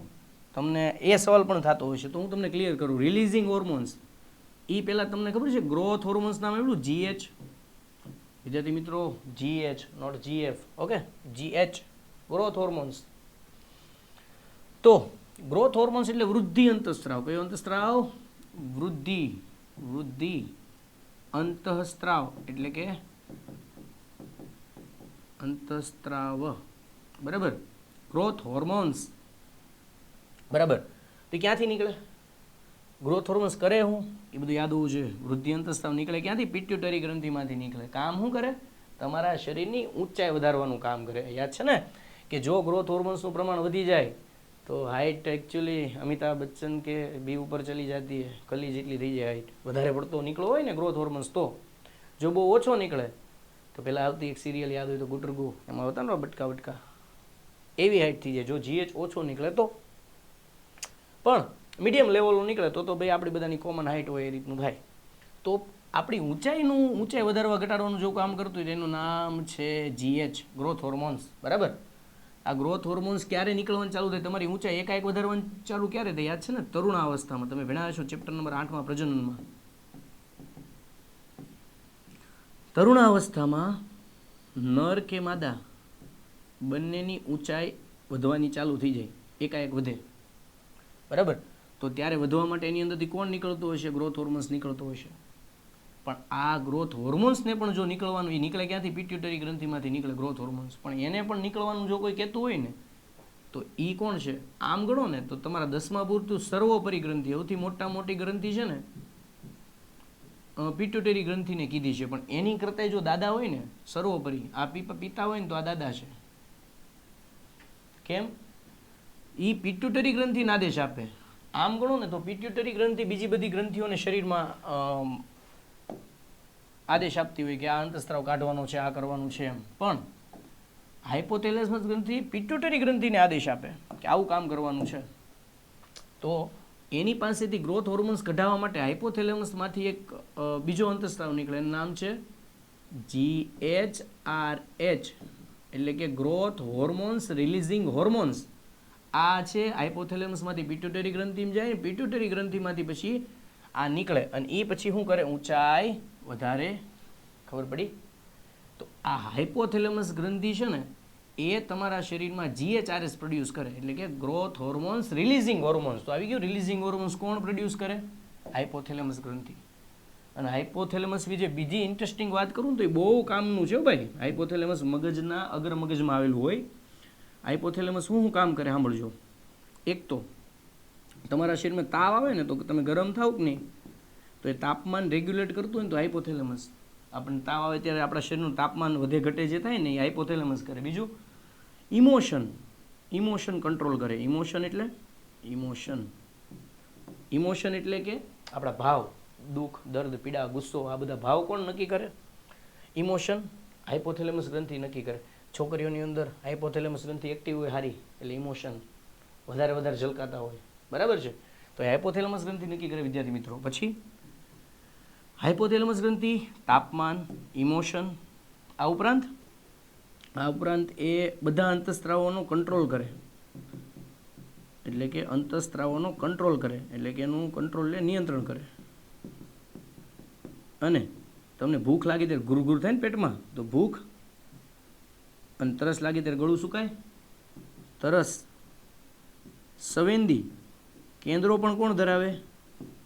ભૂખ અને તરસ સંવેદી કેન્દ્રો પણ કોણ ધરાવે? હાઇપોથેલેમસ ગ્રંથિ ધરાવે છે. તમને એવો અચાનક હાઈ લેવલનો સવાલ પૂછ્યો હોય હાઇપોથેલેમસ ગ્રંથિના કાર્ય જણાવો 2 માર્ક્સ, તો આવડવું જોઈએ. આ લેવલનો સવાલ પૂછાય નહીં, પણ આ તો બાય ચાન્સ અઘરું પેપર નીકળવું હોય તો કદાચ તો નથી પૂછાય, પણ કહું છું.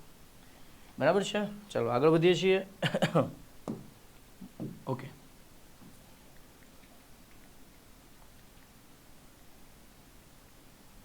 ચાલો ખાલી જગ્યાઓ આવી છે, જોઈ લઈએ શું છે ખાલી જગ્યાઓ. આહારમાં કોની ઉણપથી ગોઈટર નામનો રોગ થાય છે? જો ભાઈ આપણા ગળામાં 3 ગ્રંથિ આવેલી હોય. એક હોય છે પહેલી તો થાઇરોઇડ, બીજી હોય પેરાથાઇરોઇડ અને ત્રીજી હોય થાઇમસ. એમાં થાઇરોઇડ ગ્રંથિમાંથી છે ને થાઇરોક્સિન અંતઃસ્ત્રાવ નીકળે. થાઇરોઇડમાંથી કોણ નીકળે? થાઇરોક્સિન. એ થાઇરોક્સિન બનાવવા માટે અને બહાર નીકળવા માટે ગ્રંથિમાંથી એક વસ્તુ જોઈએ, એનું નામ છે એક્સ. જો એ ન હોય ને તો થાઇરોક્સિન હરખો બને નહીં અને થાઇરોઇડ ગ્રંથિમાંથી બહાર નીકળે નહીં. થાઇરોઇડ ગ્રંથિમાંથી સરખો બહાર નીકળે પણ નહીં, બને નહીં, નીકળે નહીં. કોણ ન હોય તો એ થાઇરોક્સિનનું જે થોડું ઘણું મટીરિયલ બને ને એ બધું છે ને એ થાઇરોઇડ ગ્રંથિની અંદર જમા થાય ને એટલે ગળું આખું ફૂલી જાય, એકદમ આમ ફૂલીને દડા જેવું થઈ જાય. એ રોગને ગોઈટર રોગ કહેવાય. અને કોની ઉણપથી થાય? કોણ એક્સ ન હોય તો આવું થાય. એ કોણ છે એક્સ? એ એક્સ છે આયોડિન, I2. બરાબર. રુધિરમાં શર્કરાનું નિયંત્રણ કોણ કરે? શર્કરા એટલે ગ્લુકોઝ. કોણ ગ્લુકોઝને કે હાલો મારી યારે લીવરમાં જવાનું છે? કોણ કરે? યકૃતમાં લઈ જાય. આ છે લોહીમાં ગ્લુકોઝ વધી ગયો હોય તો પછી ઇન્સ્યુલિન નીકળે સ્વાદુપિંડમાંથી, પછી બેન ભેગું કરે ગ્લુકોઝને, પછી પાછો લોહીમાં વધારે રખડવા દે નહીં, યકૃતમાં મોકલી દે. યાદ છે? અને કયા સ્વરૂપે ખોરાક સંગ્રહ કરાવે? ગ્લાયકોઝન સ્વરૂપે ખોરાક સંગ્રહ કરાવે, કીધું છે. ચાલો જોઈએ તો કોણ આવશે? ઇન્સ્યુલિન. મગજનો ખાલી જગ્યા ભાગ શીખવાની ક્રિયા. જો તમે જો નાનું છોકરું હોય ને બેલેન્સ જાળવીએ કે નાના છોકરાને તમે ખબર ચાલતા શીખવાડતા હો, ચાલતા નાના છોકરાને તો ચાલતા શીખવાડો તો સાયકલ શીખવાડતા હો, તમે સાયકલ શીખતા હો, તમે જ્યારે બેલેન્સ જાળવવાવાળી કોઈ પણ વસ્તુ શીખતા હો ને, તો હું અત્યારે ઊભો છું, કેમ ઊભો રહી શકું? આમ ખબર? કેમ કે મારા શરીરની અંદર બેલેન્સ જાળવવાનું જો કામ કરતું હોય ને તો એ પશ્વ મગજની અંદર આવેલું છે અનુમસ્તિષ્ક. બરાબર. અનુમસ્તિષ્ક છે ને એ મારા મગજ મને આમ સંતુલન, મારું બેલેન્સ જાળવી રાખે મારા શરીરનું. જો હું અચાનક પડ્યો હોઉં તો મારા હાથ ઓટોમેટિક મારો બચાવ કરવા માટે અનુમસ્તિષ્ક એવું કરાવે. હું પડ્યો હોઉં તો મારા સ્નાયુ ટાર કરી નાખે, ટાઈટ કરી નાખે. કોણ? અનુમસ્તિષ્ક. અને નવું શીખતા હો તો જે બેલેન્સવાળું જેટલું પણ હોય ને એ બધું શીખવાનું કામ કરતું હોય ને તો અનુમસ્તિષ્ક છે. બરાબર. અને યાદ રાખવાનું તો સૌથી પહેલો ભાગ બૃહદ મસ્તિષ્ક. બૃહદ મસ્તિષ્કની અંદર ઘણા બધા 4 ભાગ આવેલા હોય. એ તમને પહેલા લેવલમાં હતા, અત્યારે નથી, પણ કહી દઉં છું. અગ્ર કપાલી ખંડ આવે બૃહદ મસ્તિષ્કની અંદર, એ કરે. બરાબર છે. તો આમાં થઈ ગયું અનુમસ્તિષ્ક શીખવાની ક્રિયા માટે, અને આ થઈ ગયું બૃહદ મસ્તિષ્ક. અને બીજું કે વિદ્યાર્થી મિત્રો, આન્સર તો મારે એટલું લખવા ન પડે, ટાઈમ ન બગડે એટલા માટે આપેલા હોય. બાકી તમને આ આન્સર સિવાયના પણ હું આન્સર તમને જવાબ આપું છું કે આના સિવાય બીજું શું આવી શકે. એટલે તમને ક્વોલિટી એજ્યુકેશન આપવામાં આવે છે ઓશિયન કોચિંગ એકેડમી તરફથી. તો થોડુંક પેજ અને પેન લઈને બેસવું ક્યારેક શીખતા હો ત્યારે, એટલે અમુક તમને પોઈન્ટ એવા લાગે એ પોઈન્ટ નોટ ડાઉન કરી લેવા, જેનાથી અમુક ક્વેશ્ચન તમને, અને મેં કીધું એમ આમાં તો વધીને 25-30 સવાલ થતા હોય અથવા 50 સવાલ થતા હોય, એટલા સીમિત નથી રહેવાનું. એના રિલેટેડ કેવા પૂછાઈ શકે ને તમે કેવા સોલ્વ કરી શકો ને. તમે ખાસ કરીને અત્યારે શું કરતા હો? રિવિઝન. તો રિવિઝનને અનુલક્ષીને હું તમને જવાબ આપું છું બધા, નહીં કે ખાલી આવી રીતે. વટાણાના સૂત્રાંગો કોનું ઉદાહરણ છે? તો સ્પર્શાનું વર્તન. એવું નથી કહી દેતો, ડાયરેક્ટ સમજાવું છું. બરાબર છે? ચાલો, તો વટાણાના સૂત્રાંગો સ્પર્શાનું વર્તનનું ઉદાહરણ છે. જવાબ આપી દીધો છે, કહી દઉં છું. સ્પર્શાનું વર્તન એટલે કોઈ આધાર હોય, આધાર. વટાણાના સૂત્રાંગો હોય ને એ કોઈ આધાર સાથે ખબર પકડીને પછી આમ ઉપર ચડતા જાય. બરાબર. એને આ સૂત્રાંગોને ટેન્ડ્રિલ્સ કહેવાય ઇંગ્લિશમાં, ટેન્ડ્રિલ્સ. એ આધારને સ્પર્શ કરે ને ત્યારે એની વૃદ્ધિ જલ્દી થાય, ઝડપી થાય. એટલે આ ભાગ ન વધે, એનાથી દૂર રહેલા ભાગની લંબાઈ વધે, એટલે આ ઓટોમેટિક ઉપર ચડતું જાય. બરાબર છે? તો આ આધારને સ્પર્શ કરે ને ત્યારે આવું થાય, એટલા માટે એને સ્પર્શાનું વર્તન કહેવાય. બરાબર છે? ચાલો, ખરા ખોટા? લાળસનું ઝરવું એ લંબમજ્જા દ્વારા નિયંત્રિત છે. સાચી વાત છે. તમે ખોરાક મોઢામાં મૂકો, તમે કંઈક ખોરાક ખારો ભાળો, લાળસ નીકળે, એ તમારા પાચન તંત્રને પણ એક્ટિવ કરે, તો એ લંબમજ્જા કરાવે ભાઈ. કોણ કરાવે? લંબમજ્જા કરાવે. સાચી વાત છે. પરાવર્તી ક્રિયાનું સંચાલન કરોડરજ્જુ દ્વારા થાય ભાઈ. કરોડરજ્જુ દ્વારા થાય. આ કોના દ્વારા કીધું? હૃદય તો પરિવહનનું કામ કરે, લોહી હેરફેર કરવાનું કામ કરે, એ થોડું પરાવર્તી ક્રિયાનું સંચાલન કરે. ખોટું બોલ્યા, જો ખોટું કીધું. આગળ, લજામણી મિમોસા કુળની વનસ્પતિ છે. આમાં જો આપણે થોડુંક પ્રિન્ટ લખવામાં થઈ ગયું છે. મિમોસા કુળ, મિમોસા કુળ નહીં, મિમોસા કુળની વનસ્પતિ, આખું ભેગું છે. તો સાચી વાત છે, મિમોસા કુળની વનસ્પતિ જ છે. બરાબર છે? આગળ, ઝિબ્રેલિન વનસ્પતિની વૃદ્ધિ અવરોધવાના સંકેત આપે છે. ના, ઝિબ્રેલિન તો યાદ છે ને, પ્રકારની વૃદ્ધિ કરાવે. ઓક્સિન છે એ કોષની લંબાઈ વધારે, ઝિબ્રેલિન પ્રકારની વૃદ્ધિ કરાવે. બરાબર છે? અને સાઇટોકાઇનિન ફળોને એ બધાના કોષ વિભાજન પ્રેરિત કરે.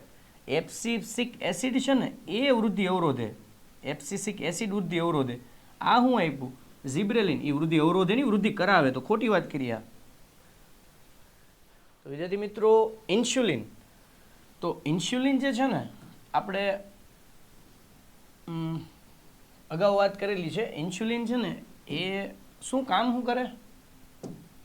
ઇન્સ્યુલિન કામ કરે છે રુધિરની અંદર શર્કરાના નિયંત્રણનું. આગળ જોયું, ઘણા ક્વેશ્ચનો આપણે જોયું છે. ગ્લુકોઝ શરીરમાં વધી જાય ને એ ગ્લુકોઝને બધાને પકડી અને યકૃતમાં લઈ જવાનું અને ખોરાક ગ્લાયકોજન સ્વરૂપે સંગ્રહ કરાવવાનું કામ કરે ઇન્સ્યુલિન. તો નીકળે ક્યાંથી? તો સ્વાદુપિંડમાંથી નીકળે. પછી ટેસ્ટોસ્ટેરોન એ નર જાતીય લક્ષણ છે વિદ્યાર્થી મિત્રો, અને નરની અંદર સ્નાયુ મજબૂત બનાવે, વાળનો ગ્રોથ કરાવે. પછી નરના જેટલા પણ જાતીય લક્ષણ આવતા હોય ને, પ્રોપર નરના જે લક્ષણ આપતું હોય ને, અવાજ જાડો બનાવે, અમિતાભ કી આવાજ મેં હે, ઓકે, તો એ બધું કોણ કરાવે? ટેસ્ટોસ્ટેરોન કરાવે, બરાબર છે. તો એ બી આપશે, બરાબર છે. પછી વૃદ્ધિ અંતસ્ત્રાવ એટલે GH, નોટ GF, બરાબર છે, GH વૃદ્ધિ અંતસ્ત્રાવ. તો વૃદ્ધિ અંતસ્ત્રાવ ક્યાંથી નીકળે? પિટ્યુટરી ગ્રંથિમાંથી. મેં તમને કીધું છે GH પિટ્યુટરી ગ્રંથિમાંથી નીકળે, આગળ જ કીધું છે, બરાબર છે. તો એમાં આવશે સી. અને ઇસ્ટ્રોજન. ઇસ્ટ્રોજન છે ને માદા જાતીય લક્ષણ છે. માદાના જેટલા પણ જાતીય લક્ષણ આવે, મેન્સ્ટ્રુએશન સાયકલ થઈ ગયું, માસિક ચક્રનું નિયંત્રણ થઈ ગયું, પછી સ્તન ગ્રંથિનો વિકાસ થઈ ગયો, પછી ઉદર ગુહા નીચેનો ભાગની ચોડાઈ થઈ ગઈ. આ બધું નિયંત્રણ કોણ કરાવે? નિતંબનો ભાગ પહોળો બનાવે, બરાબર. તો માદાના જેટલા પણ લક્ષણ આપતું હોય ને તો ઇસ્ટ્રોજન છે. તો એ ક્યાંથી નીકળે? માદાની અંદર અંડપિંડ હોય તો ત્યાંથી નીકળે. જોઈ લઈએ, બરાબર છે. ચાલો આગળ એક વાક્યના પ્રશ્નોમાં ચેતાકોષના 3 ભાગના નામ લખો. તો ચેતાકોષ મેં તમને આકૃતિમાં બતાવ્યો તો કે ભાઈ આ ચેતાકોષ હોય એમાં જે અગ્રિમ સ્થાન પર હોય ને, અગ્રિમ સ્થાન પર અહીંયા એને શિખાતંતુ કહેવાય. આ છે શિખાતંતુ, આ છે એનું ન્યુક્લિયસ, અને આ છે કોષકાય. આ ન્યુક્લિયસ અને આ છે બધું કોષકાય. પછી આ જે વચ્ચે એક આ જે તંતુ છે ને એને અક્ષ તંતુ કહેવાય, તો ચેતાક્ષ કહેવાય. ચેતાક્ષ અથવા તો અક્ષ તંતુ કહેવાય. અને આને કહેવાય ચેતાંતો. શું કહેવાય? ચેતાંતો, બરાબર છે. ચાલો, તો 3 ની 4 નામ આપી શકો: શિખાતંતુ, કોષકાય, ચેતાક્ષ અને ચેતાંતો. પણ આપણે 3 જ આપવાના છે. તો કોઈ પણ જો કોષકાય, શિખાતંતુ અને અક્ષતંતુ. ચાલો, માનવ મગજનો સૌથી મોટો અને મહત્વપૂર્ણ ભાગ નામ લખો. સૌથી મોટો ભાગ હોય ને વિદ્યાર્થી મિત્રો, તો એ કોણ છે? માનવ મગજનો બૃહદ મસ્તિષ્ક. અગ્ર મગજમાં આવેલું છે બૃહદ મસ્તિષ્ક. માનવ મગજનો સૌથી મોટો ભાગ છે. અને બીજું કે બૃહદ મસ્તિષ્ક છે ને એ તમારી કેવી ક્રિયાઓનું નિયંત્રણ કરે? વિચારવું, યાદ રાખવું, તમારી ઇન્ટેલિજન્સી હોય, તમે કંઈક નવું સોલ્વ કરી શકતા હો, તમારી અંદર ઇનોવેટિવ આઈડિયા હોય, પઝલ સોલ્વ કરતા હો, રિઝનિંગ તમારું સારું હોય, મેથ્સ તમારું સારું હોય, પછી સ્પર્શ, જોવું, પછી તમને પેઇનનો અહેસાસ થવો, સારા રાઇટિંગ કોકની હોય, આ બધું વસ્તુનું નિયંત્રણ, કોઈ વધારે ભાષા શીખી શકતું હોય, આ બધું નિયંત્રણ જો કરતું હોય ને તો એ અગ્ર મગજની અંદર આવેલું બૃહદ મસ્તિષ્ક કરે. બૃહદ મસ્તિષ્ક કરે. અને માનવ મગજનો સૌથી મોટો ભાગ છે બૃહદ મસ્તિષ્ક. બૃહગ નહીં, બૃહદ. માનવ મગજનો સૌથી મોટો ભાગ છે કોણ? બૃહદ મસ્તિષ્ક. સરખું લખું છું, બરાબર. તો મહત્વપૂર્ણ ભાગનું નામ લખો તો અહીંયા આવી જાય છે, જો બૃહદ મસ્તિષ્ક, બરાબર. આગળ છોકરાઓમાં યુવાવસ્થાએ દાઢી મૂછનો વિકાસ કયો અંતસ્ત્રાવ જવાબદાર છે? હમણાં જ વિદ્યાર્થી મિત્રો એના વિશે મેં વાત કરી છે. નરના જેટલા પણ જાતીય લક્ષણ આપે કોણ આપે? ટેસ્ટોસ્ટેરોન. માદાના લક્ષણ આપે કોણ આપે? ઇસ્ટ્રોજન. તો નરના લક્ષણ આપે છે કોણ આપે? ટેસ્ટોસ્ટેરોન, બરાબર. આગળ કયો અંતસ્ત્રાવ વનસ્પતિની વૃદ્ધિને અવરોધે છે? એ પણ મેં તમને ઓલું જીબ્રેલિન વાળો સવાલ હતો ને, ખરા ખોટા વાળો, એમાં કીધેલો છે. કોણ? તો કે ABA. ABA એટલે એબ્સિસિક એસિડ. એબ્સિસિક એસિડ. એબ્સિસિક એસિડ છે ને એ શું કામ કરે? એ વનસ્પતિની વૃદ્ધિને અવરોધવાનું કામ કરે. અને એની અસર જણાવો. એના કારણે છે ને ભાઈ પર્ણ કરમાઈ જાય અને વનસ્પતિ લિમિટમાં વૃદ્ધિ પામે. આની સિવાયની અસર લખવી હોય ને તો શું થઈ શકાય? એને એન્ટી ઓક્ઝિન અને એન્ટી ઝિબ્રેલિન કહેવાય. કેમ એન્ટી ઓક્ઝિન અને એન્ટી ઝિબ્રેલિન? કેમ કે એ છે ને વનસ્પતિને એવું જ ન થાય, ઓક્ઝિન છે એ લંબાઈ વધારે, પછી ઝિબ્રેલિન પ્રકારની વૃદ્ધિ કરે, તો એવું જ ન થાય ને, વનસ્પતિ હોય વધાત કરે આકાશે પોગી જાય, ના થાય ને એવું. કેમ ના થાય? કેમ કે એને રોકી રાખવાનું કામ કરે ABA, એબ્સિસિક એસિડ કરે કે હવે આપણી વનસ્પતિ, આપણે હવે તુલસી છીએ, તુલસીને વધીને જેટલી મેક્સિમમ હાઇટ થતી એટલું થાય, પછી એ આંબા જેટલું ના બને, એ કામ કોણ કરાવે? એબ્સિસિક એસિડ કરાવે. અને બીજું પણ એક વૃદ્ધિ અવરોધક અંતઃસ્રાવ, એનું નામ છે ઇથિલિન. ઇથિલિન, અરે પણ મારું રાઇટિંગ, એનું નામ છે ઇથિલિન. બરાબર? ઓકે, તો થોડું કાઢી નાખું છું, એના કારણે પરમ કરમાઈ જાય.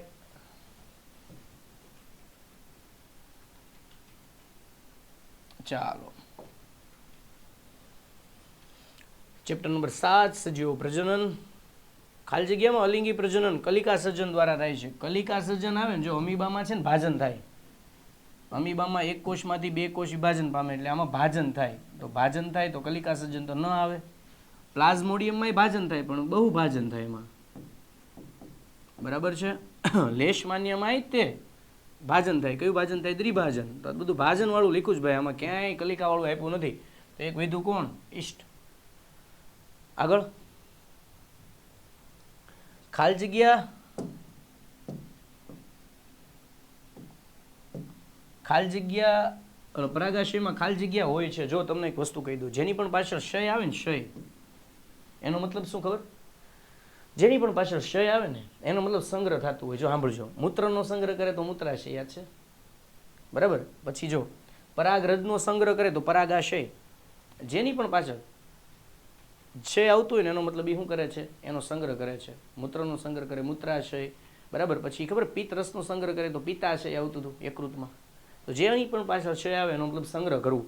તો પરાગરજ એટલે પરાગાશય, ક્ષય એટલે કોનો સંગ્રહ કરતી? આગળ પરાગા, પરાગ એટલે પરાગરજનો સંગ્રહ કરતી હશે. ક્યાં છે પરાગરજ?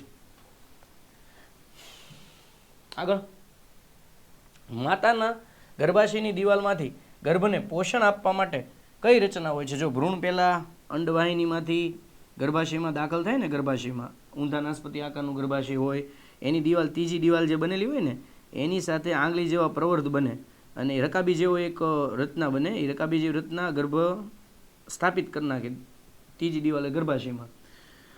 એમાંથી પછી બાળક છે ને પોષણ મેળવે. આમાંથી બાળક, માની લો કે શું મેળવે? બધું પોષણ મેળવે. તેને શું કહેવાય? જરાયુ કહેવાય. ઇંગ્લિશમાં પ્લેસેન્ટા કહેવાય. શું કહેવાય? પ્લેસેન્ટા, જરાયુ. ચાલો, પછી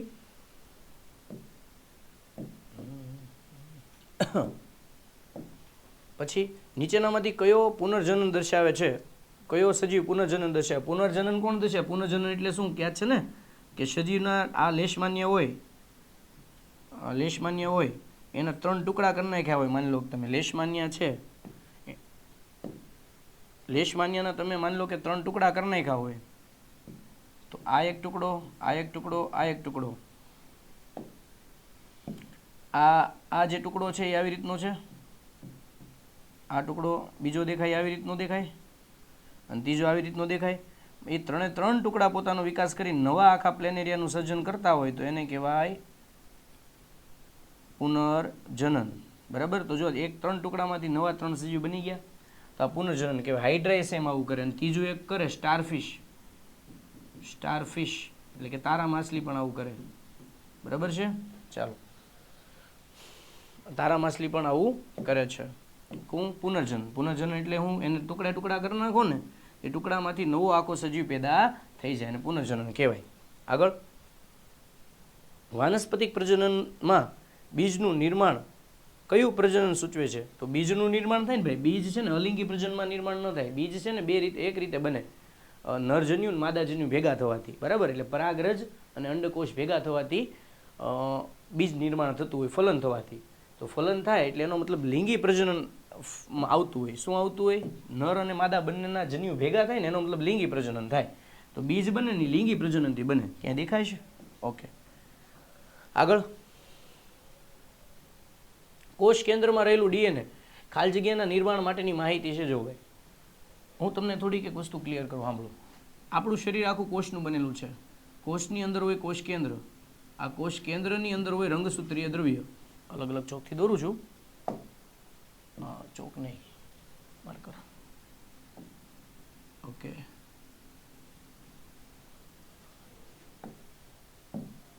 આ કોષ છે, એની અંદર રહેલું આ શું થઈ ગયું?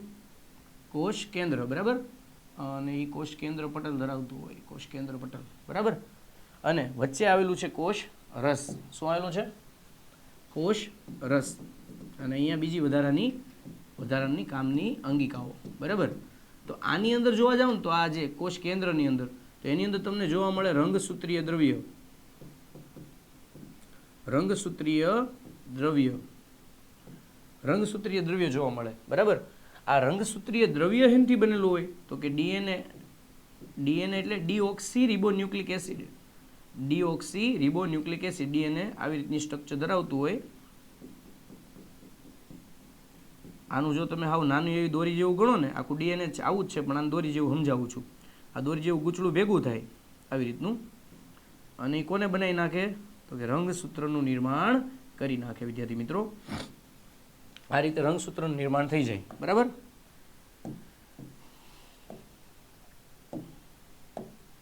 આ રંગસૂત્રનું નિર્માણ થાય ને, એમાં આ રંગસૂત્રનો જે આ ટુકડો હોય ને, આ ડીએનએનો ટુકડો, એને આપણે જનીન કહીએ. જીન એટલે જનીન કહેવાય. એને શું કહેવાય? જનીન. ડીએનએનો કાર્ય કરતો ટુકડો. આ ટુકડામાંથી છે ને એવા વિશિષ્ટ પ્રોટીન બનશે સજીવ અનુસાર. કેવો સજીવ બનાવો ને એવા પ્રોટીન બનશે એમાંથી, જનીનમાંથી. જનીન કહેવાય કોને? ડીએનએના ટુકડાને. તો ડીએનએના ટુકડામાંથી શું બનશે? જનીન. અને જનીનને અનુરૂપ શું બનશે? વિશિષ્ટ લક્ષણ ધરાવતો સજીવ. તો આનો જવાબ શું થઈ ગયો? કોષ કેન્દ્રમાં રહેલા ડીએનએ. આ કોષ કેન્દ્ર, એમાં રહેલું ડીએનએ કેના નિર્માણ કરે? નિર્માણ કોનું કરશે? વિશિષ્ટ પ્રોટીનનું. આગળ પ્લાઝ્મોડિયમમાં હમણાં જ જોયું, જો કદાચ કાઢ્યું ન હોય તો, પ્લાઝ્મોડિયમમાં શું જોવા મળે? બહુભાજન. એ ક્યારેક ઘણા બધા કોષ છૂટા પડે. એક કોષમાંથી ઘણા બધા કોષ છૂટા પડે. એટલે એક પિતૃકોષમાંથી એક જ સમયે ઘણા બધા નવા બાળકોષ નિર્માણ પામે અને બહુભાજન કહેવાય. તો એ છે ને પ્લાઝ્મોડિયમમાં જોવા મળે. અને આ પ્લાઝ્મોડિયમ છે ને, એ જો હોય ને તો એ મેલેરિયાનો રોગ કરી નાખે. કયો રોગ કરી નાખે? મલેરિયા. બહુ ઘાતક રોગ છે વિદ્યાર્થી મિત્રો, મલેરિયા. બરાબર. તો એ મેલેરિયા કોણ કરે? પ્લાઝ્મોડિયમ કરે. બરાબર. અને એ કોના કરડવાથી થાય? એક મચ્છર છે, એનું નામ છે માદા એનાફિલિસ. માદા એનાફિલિસ મચ્છર આવીને તમને બાઇટ કરે. બરાબર. અને તમારી અંદર એ પ્લાઝ્મોડિયમને નાખી દે. પ્લાઝ્મોડિયમ વ્યૂ જાય લીવરમાં જઈને પછી એની વસ્તી વધારે. એટલે એક કોષમાંથી પછી ઘણા બધા કોષ બનાવી નાખે. બહુભાજન કરે. એટલે બહુભાજન કરે. શરીરમાં કોઈક પાયાના એક મિનિટ. શરીરના કોઈક પાયેલા નાના ભાગમાંથી સંપૂર્ણ સજીવનું નિર્માણ થવાની ક્ષમતાને શરીરના કોઈક ભાગમાંથી, એવું છે, શરીરના કોઈક ભાગમાંથી સંપૂર્ણ સજીવ નિર્માણ કરવાની ક્ષમતાને શું કહેવાય? પુનર્જનન. એટલે શરીરનો કોઈ પણ ભાગ હોય, માની લો કે આ કોઈ પણ ભાગ છે લેશમાન્યનો, આ લેશમાન્ય છે, આ એક ભાગ છે, આ એક કટિંગ કરી નાખીએ આપણે ભાગ, આ ભાગની વાત કરીએ તો એ કોઈ પણ ભાગમાંથી આખો નવો લેશમાન્ય બની જાય ને, આ ઘટનાનું શું કહેવાય? પુનર્જનન. આગળ બટાકાના કંદની સપાટી પર આંખ રહેલી હોય અને અલિંગી પ્રજનનમાં ઘણી શું આવેલી હોય? કલિકા આવેલી હોય ભાઈ. બરાબર. કલિકાઓ આવેલી હોય છે. જો વૃષ્ણ કોથળી એટલે નરની અંદર શુક્રપિંડ હોય. નરની અંદર શું આવેલું હોય? શુક્રપિંડ. અને એ ક્યાં હોય? નરના શરીરની બહાર હોય. ક્યાં હોય? નરના શરીરની બહાર. અને કેમાં સંગ્રહ થયેલો હોય એનો? તો કે એનો સંગ્રહ થયેલો હોય વૃષ્ણ કોથળીમાં. શુક્રપિંડનો સંગ્રહ શેમાં થયેલો વિદ્યાર્થી મિત્રો? વૃષ્ણ કોથળીની અંદર. તો વૃષ્ણ કોથળી શરીરની બહાર શું કામ હોય? વૃષ્ણ કોથળી શરીરની બહાર શું કામ હોય? જો ભાઈ, શરીરનું નોર્મલ તાપમાન હોય 37 ડિગ્રી સેલ્સિયસ, અને શુક્રપિંડને કાર્ય કરવાનું છે શુક્રકોષ બનાવવાનું, શુક્રકોષોનું નિર્માણ કરવાનું કામ કરવાનું છે, અને ટેસ્ટોસ્ટેરોનને કાઢવાનું કામ કરવાનું છે. ટેસ્ટોસ્ટેરોન, આ બે કામ છે. ટેસ્ટોસ્ટેરોન, આ બે કામ છે કોના? શુક્રપિંડના. તો શુક્રપિંડ બહાર હોય ને, એટલે શરીરની અંદર હોય ને, તો આટલા તાપમાને આ બે હરખા બને નહીં. એટલા માટે શરીરની બહાર રાખવામાં આવે, એથી આનું નિર્માણ સરખું થઈ શકે. એટલે માટે એનું તાપમાન 2 થી 3 સેલ્સિયસ ઓછું હોવું જોઈએ શરીરનું તાપમાન હોય ને નહીં કરતા. બરાબર છે. તો માટે શરીરની બહાર હોય. જોઈ લેવાનો સવાલ એકવાર. આગળ ખરા ખોટા? માસિક સ્ત્રાવની અવધિ સામાન્ય રીતે 2 થી 8 દિવસની હોય છે. સાચી વાત છે વિદ્યાર્થી મિત્રો. માસિક સ્ત્રાવની અવધિ 2 દિવસથી લઈને 8 દિવસ સુધી માસિક સ્ત્રાવ થઈ શકે છે, અને 8 દિવસમાં ફરી એ સાયકલ 28 દિવસની સાયકલ માટે પછી તૈયાર થાય છે. બરાબર છે. તો 2 થી 8 દિવસની હોઈ શકે છે. સાચી વાત છે, માસિક સ્ત્રાવની અવધિ. ચલો આગળ. તો સાચું છે, આ વિધાન સાચું છે. પછી ઈસ્ટ હાઇડ્રા પાનફૂટીના પર્ણમાં, જો પાનફૂટીના પર્ણની કિનારી ઉપર શું જોવા મળે? ખાંચ જોવા મળે. એ ખાંચમાંથી કોણ નીકળે? કલિકા નીકળે. હા, તો એમાં કલિકા દ્વારા નવો સજીવ નિર્માણ થાય છે.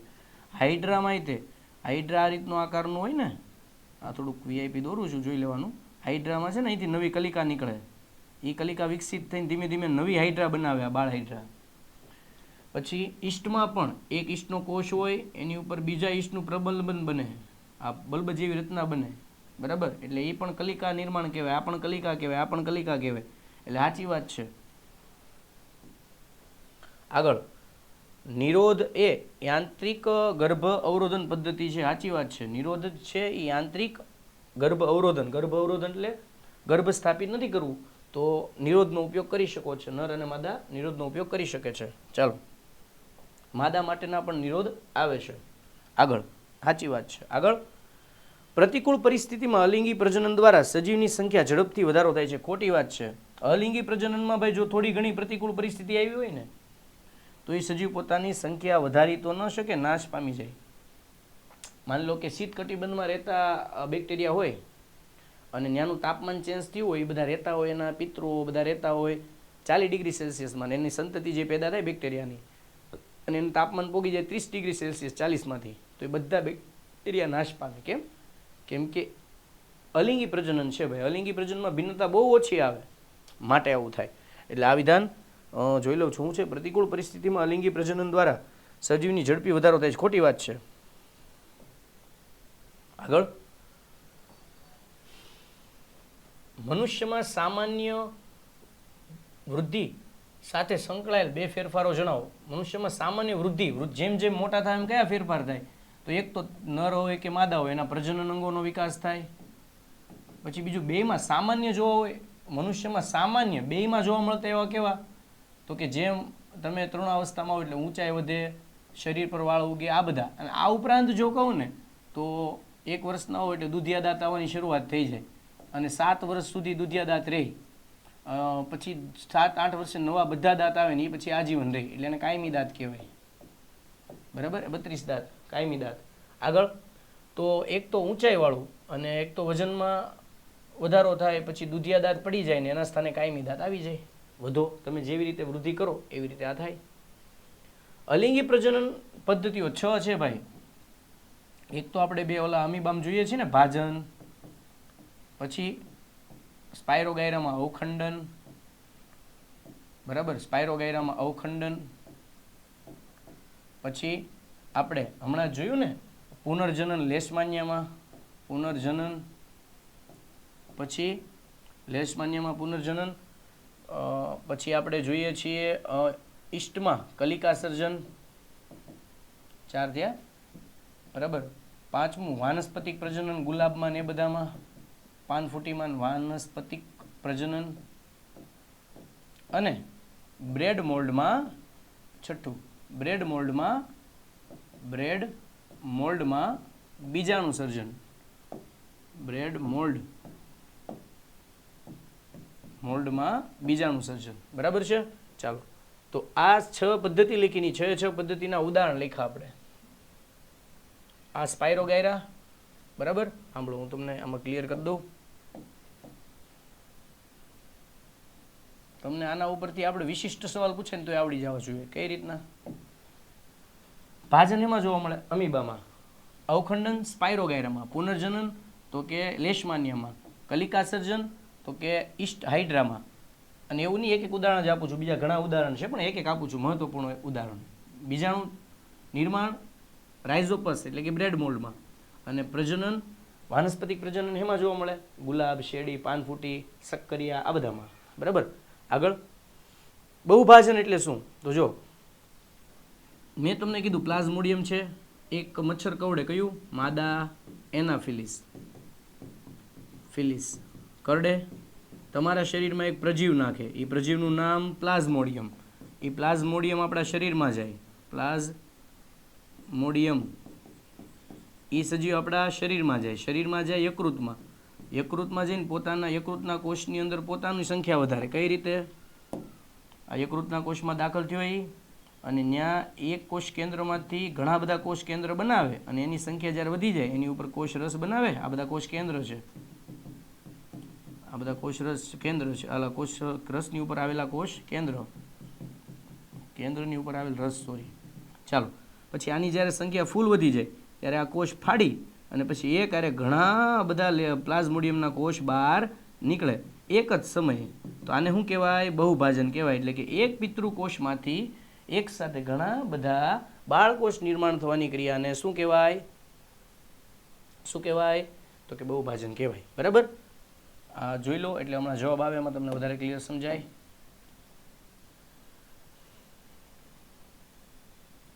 ચાલો,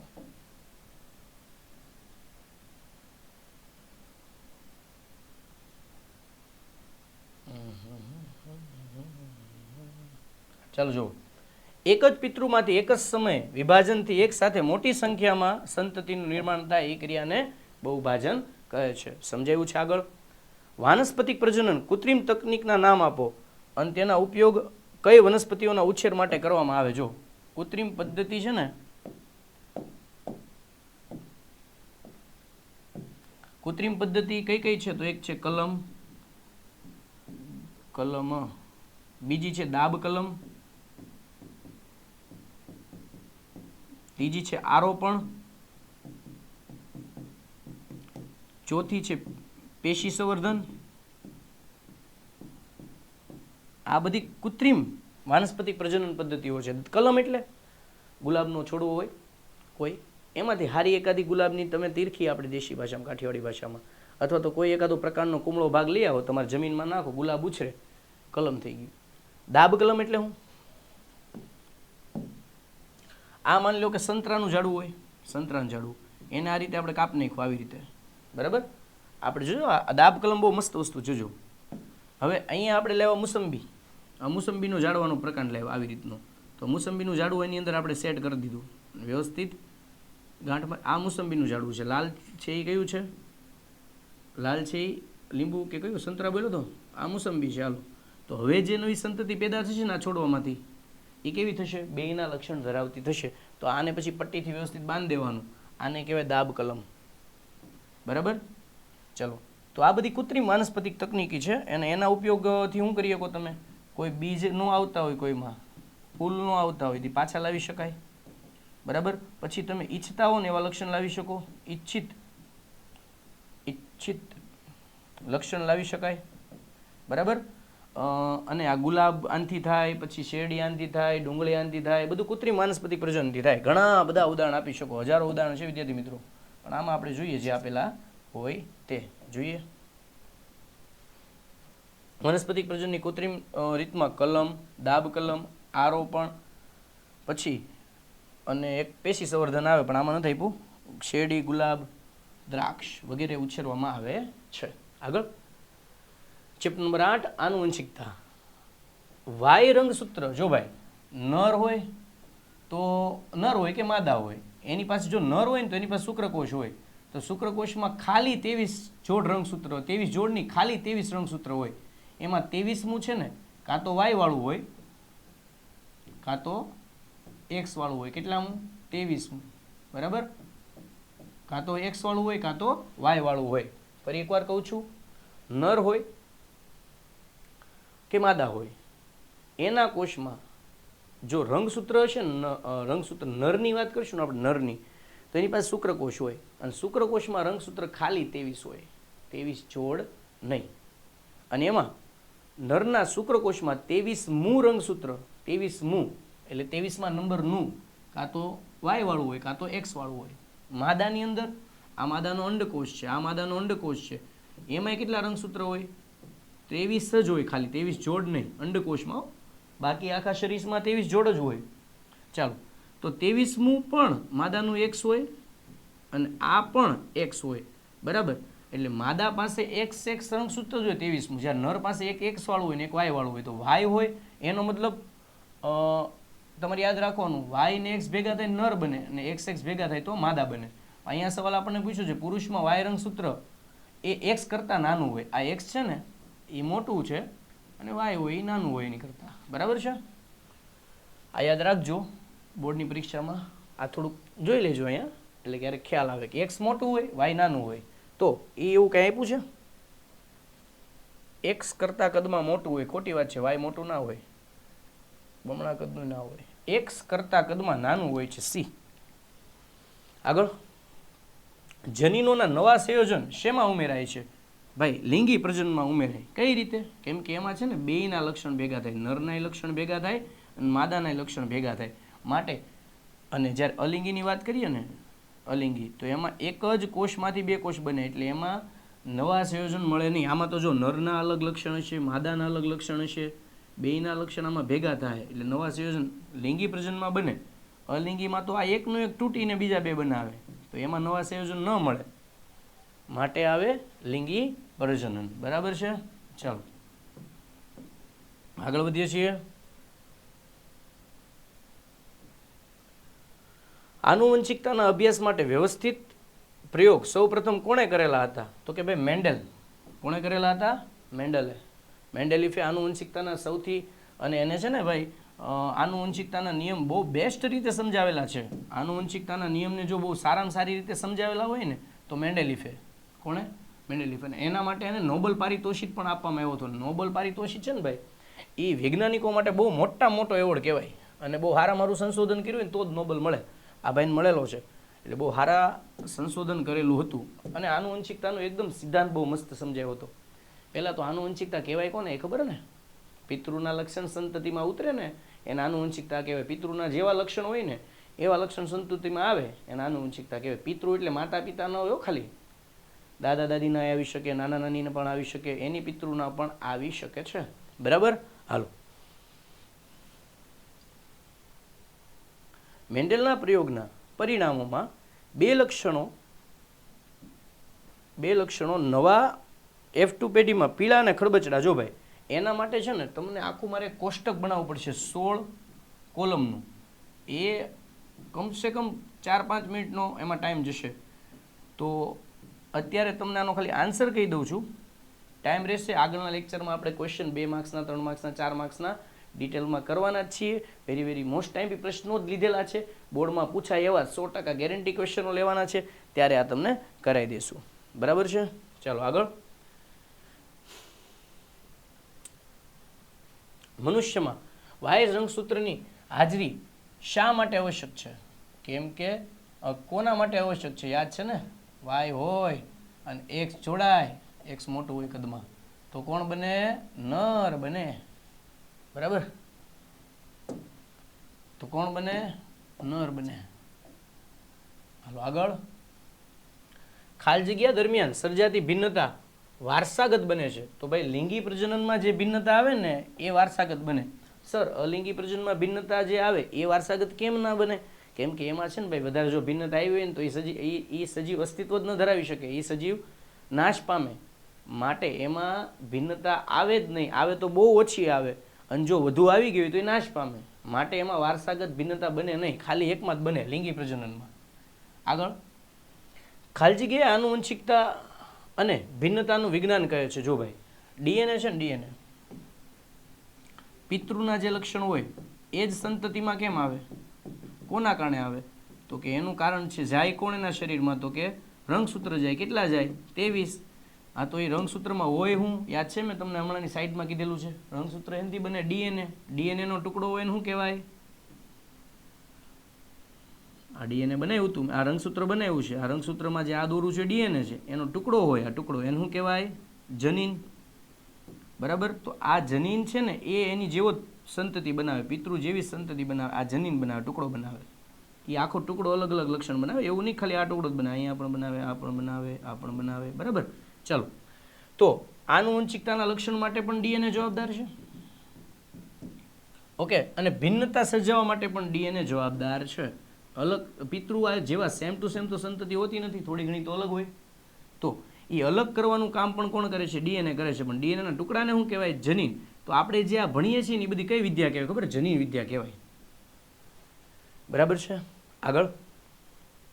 ડીએનએના ફેરફારને કારણે ખાલી જગ્યા લાક્ષણિકતા અસ્તિત્વમાં આવે છે. તો એમાં શું આવશે? આનુવંશિકતા. આનુવંશિકતા જો ફેરફાર થાય ને, જેવા ફેરફાર થાય સંતતિમાં, એટલે પિતૃમાં. એવા ફેરફાર એમાં આવે, સંતતિમાં આવે. આપણા પિતૃઓ વાનરો હતા, એને પૂંછડી નથી, આપણા પિતૃઓને પૂંછડી આવી નહીં. કેમ? કેમ કે એનામાં એ ડીએનએ નીકળી ગયું, એનામાંથી એ ડીએનએ નીકળી ચૂક્યું છે. તો એ ડીએનએમાં ભિન્નતા સર્જાણી છે. એ ભિન્નતા જે સર્જાણી ની વારસામાં આવી છે, કે પૂંછડી વગરની ભિન્નતા આવી ગઈ. તો એ જે ભિન્નતા આવી એ વારસાગત થતી અત્યારે પૂંછડું ગાયબ થઈ ગયું છે. એટલે ભિન્નતા જે આવે ને વારસાગત પામે, એટલે કે એની સંતતિમાં ઉતરી આવે. આગળ, એટલે આનુવંશિક લક્ષણ કહી શકાય. પુરુષમાં વાય રંગસૂત્ર એક્સ રંગસૂત્ર કરતા કદમાં નાનું હોય છે. સાચી વાત છે, મેં તમને કીધું હતું ને, યાદ રાખી લેજો, સાચું છે. પછી મેન્ડેલેફના પ્રયોગ માટે પિતૃ પેઢીમાં વટાણાના બંને છોડના લક્ષણની અભિવ્યક્તિ શુદ્ધ હતી. સાચી વાત છે. શુદ્ધ હતી મતલબ કે જે પ્રયોગ કર્યો હતો એ પ્રયોગમાં એનું જનીન કોઈ ચોક્કસ લક્ષણ માટે જવાબદાર હતું? તો કે હા હતું. એના માટે તમે મેન્ડેલના પ્રયોગ જોયો હોય તો એમાં તમને ખ્યાલ છે કેપિટલ ટી છે ને એ ચોક્કસ ઊંચાઈના લક્ષણ માટે જવાબદાર હતું, માટે એ શુદ્ધ અભિવ્યક્તિ કહી શકાય. એટલે સાચું છે. બરાબર. આગળ, મેન્ડેલના પ્રયોગમાં F2 પેઢી, જો F1 પેઢીમાં શું કર્યું એને? 2 ઊંચા છોડ લીધા. સૌથી પહેલા કર્યું હું 2 ઊંચા છોડ લીધા. એનું એને સંકરણ કરાવ્યું. સંકરણ કરાવો એટલે આનું અડધું થાય, અધિસૂત્ર ભાજનની ઘટના થાય. આમાંથી ટી આવે, આમાંથી સ્મોલ ટી આવે, તો આ 2 ટી છૂટા પડ્યા, આમાંથી સ્મોલ ટી છૂટા પડ્યા. જો આ ટી 1 2 3 ને 4, જો આ ટી સાથે જોડાય પેલું ત્રીજું જોડાય તો શું બને? આવું. જો બીજું ત્રીજું જોડાય તો શું બને? આવું. બરાબર. જો ત્રીજું ને પેલું જોડાય તો શું બને? આવું. જો ચોથું ને બીજું જોડાય તો પણ શું બને? આવું. તો જેટલા પણ છોડવા મળશે, જેટલા પણ છોડવા પેદા થશે, આ પહેલી પેઢી મળી F1 પેઢી, જેટલા પણ છોડવા પેદા થશે એ બધા છોડ 100% છોડ કેવા હશે? ઊંચા હશે. કેમ? કેમ કે આ કેપિટલ ટી જે છે ને, આ કેપિટલ ટી એ ઊંચાપણાના લક્ષણ માટે જવાબદાર છે. હવે આનું આપણે અંતઃસંકરણ કરાવી, એટલે એક આ અને એક આ છોડ. તો જો આનામાંથી અધિસૂત્ર ભાજનથી 2 છૂટા પડશે, આનામાંથી અધિસૂત્ર ભાજનથી 2 છૂટા પડશે, પેલું બીજું ત્રીજું ને ચોથું. જો પેલું છે એ ત્રીજા હારે જોડાય તો શું મળે? ટી. પેલું છે એ ચોથા હારે જોડાય તો શું મળે? T small T. આ ત્રીજું છે એ બીજા હારે જોડાય તો ટી સ્મોલ ટી, અને ચોથું છે એ બીજા હારે જોડાય તો શું મળે? Small T. તો જો આ ત્રણેય ઊંચા હશે. કેમ? કેમ કે એની અંદર કેપિટલ ટી આવેલો છે, મતલબ કે કેપિટલ ટી પ્રભાવ આપે, અને જે પ્રભાવી હોય ને એવા લક્ષણવાળો સજીવ પેદા થાય. જે પ્રભાવી હોય એવા લક્ષણવાળો સજીવ પેદા થાય છે. તો આ કેપિટલ ટી પ્રભાવી હોય એટલે ઊંચા છોડ પેદા થશે. અને આમાં તો કેપિટલ ટી છે જ નહીં, તો આ છોડ કેવો પેદા થશે? નીચો. તો સવાલ શું આપ્યો છે? તો આ 25% હોય, માની લો કે 25%, તો આ કેટલા ટકા થઈ ગયું? 25%, તો 100% થઈ ગયા ને. બરાબર. તો 25% છોડવા કેવા મળશે? 25% એટલે 1/4 કહેવાય ને. કેવા મળશે? 25% છોડવા આપણને મેન્ડેલના પ્રયોગમાં F2 પેઢીમાં છોડ સંતતિના આમાં આન્સરમાં નીચા હશે તો સાચી વાત છે. નીચા લખ્યું છે પણ એક સ્પેસ નથી છોડી, નીચા હશે. બરાબર, સાચી વાત છે, નીચા હશે 25%. તમને પૂછ્યું હોય તો કેટલા ટકા છોડવા ઊંચા હશે? તો 3/4. બરાબર. એટલે 75% છોડવા કેવા હશે? ઊંચા હશે. 25% છોડવા કેવા હશે? નીચા હશે. તમને એવું પૂછ્યું હોય તો કયા છોડ ભવિષ્યમાં ઊંચાપણા અને નીચાપણા બંને માટે જવાબદાર હશે? એવા છોડ કેટલા હશે? તો 1/2 આવશે, 50% આવશે. કેમ? કેમ કે ભવિષ્યમાં જો આ બે જેવા છે, જે ઊંચાઈ પેદા કરી શકે અને નીચાઈ પેદા કરી શકે, આ તો હંમેશા ઊંચા જ પેદા કરશે. બરાબર છે. આગળ થોડુંક રબ કરી નાખું છું વિદ્યાર્થી મિત્રો.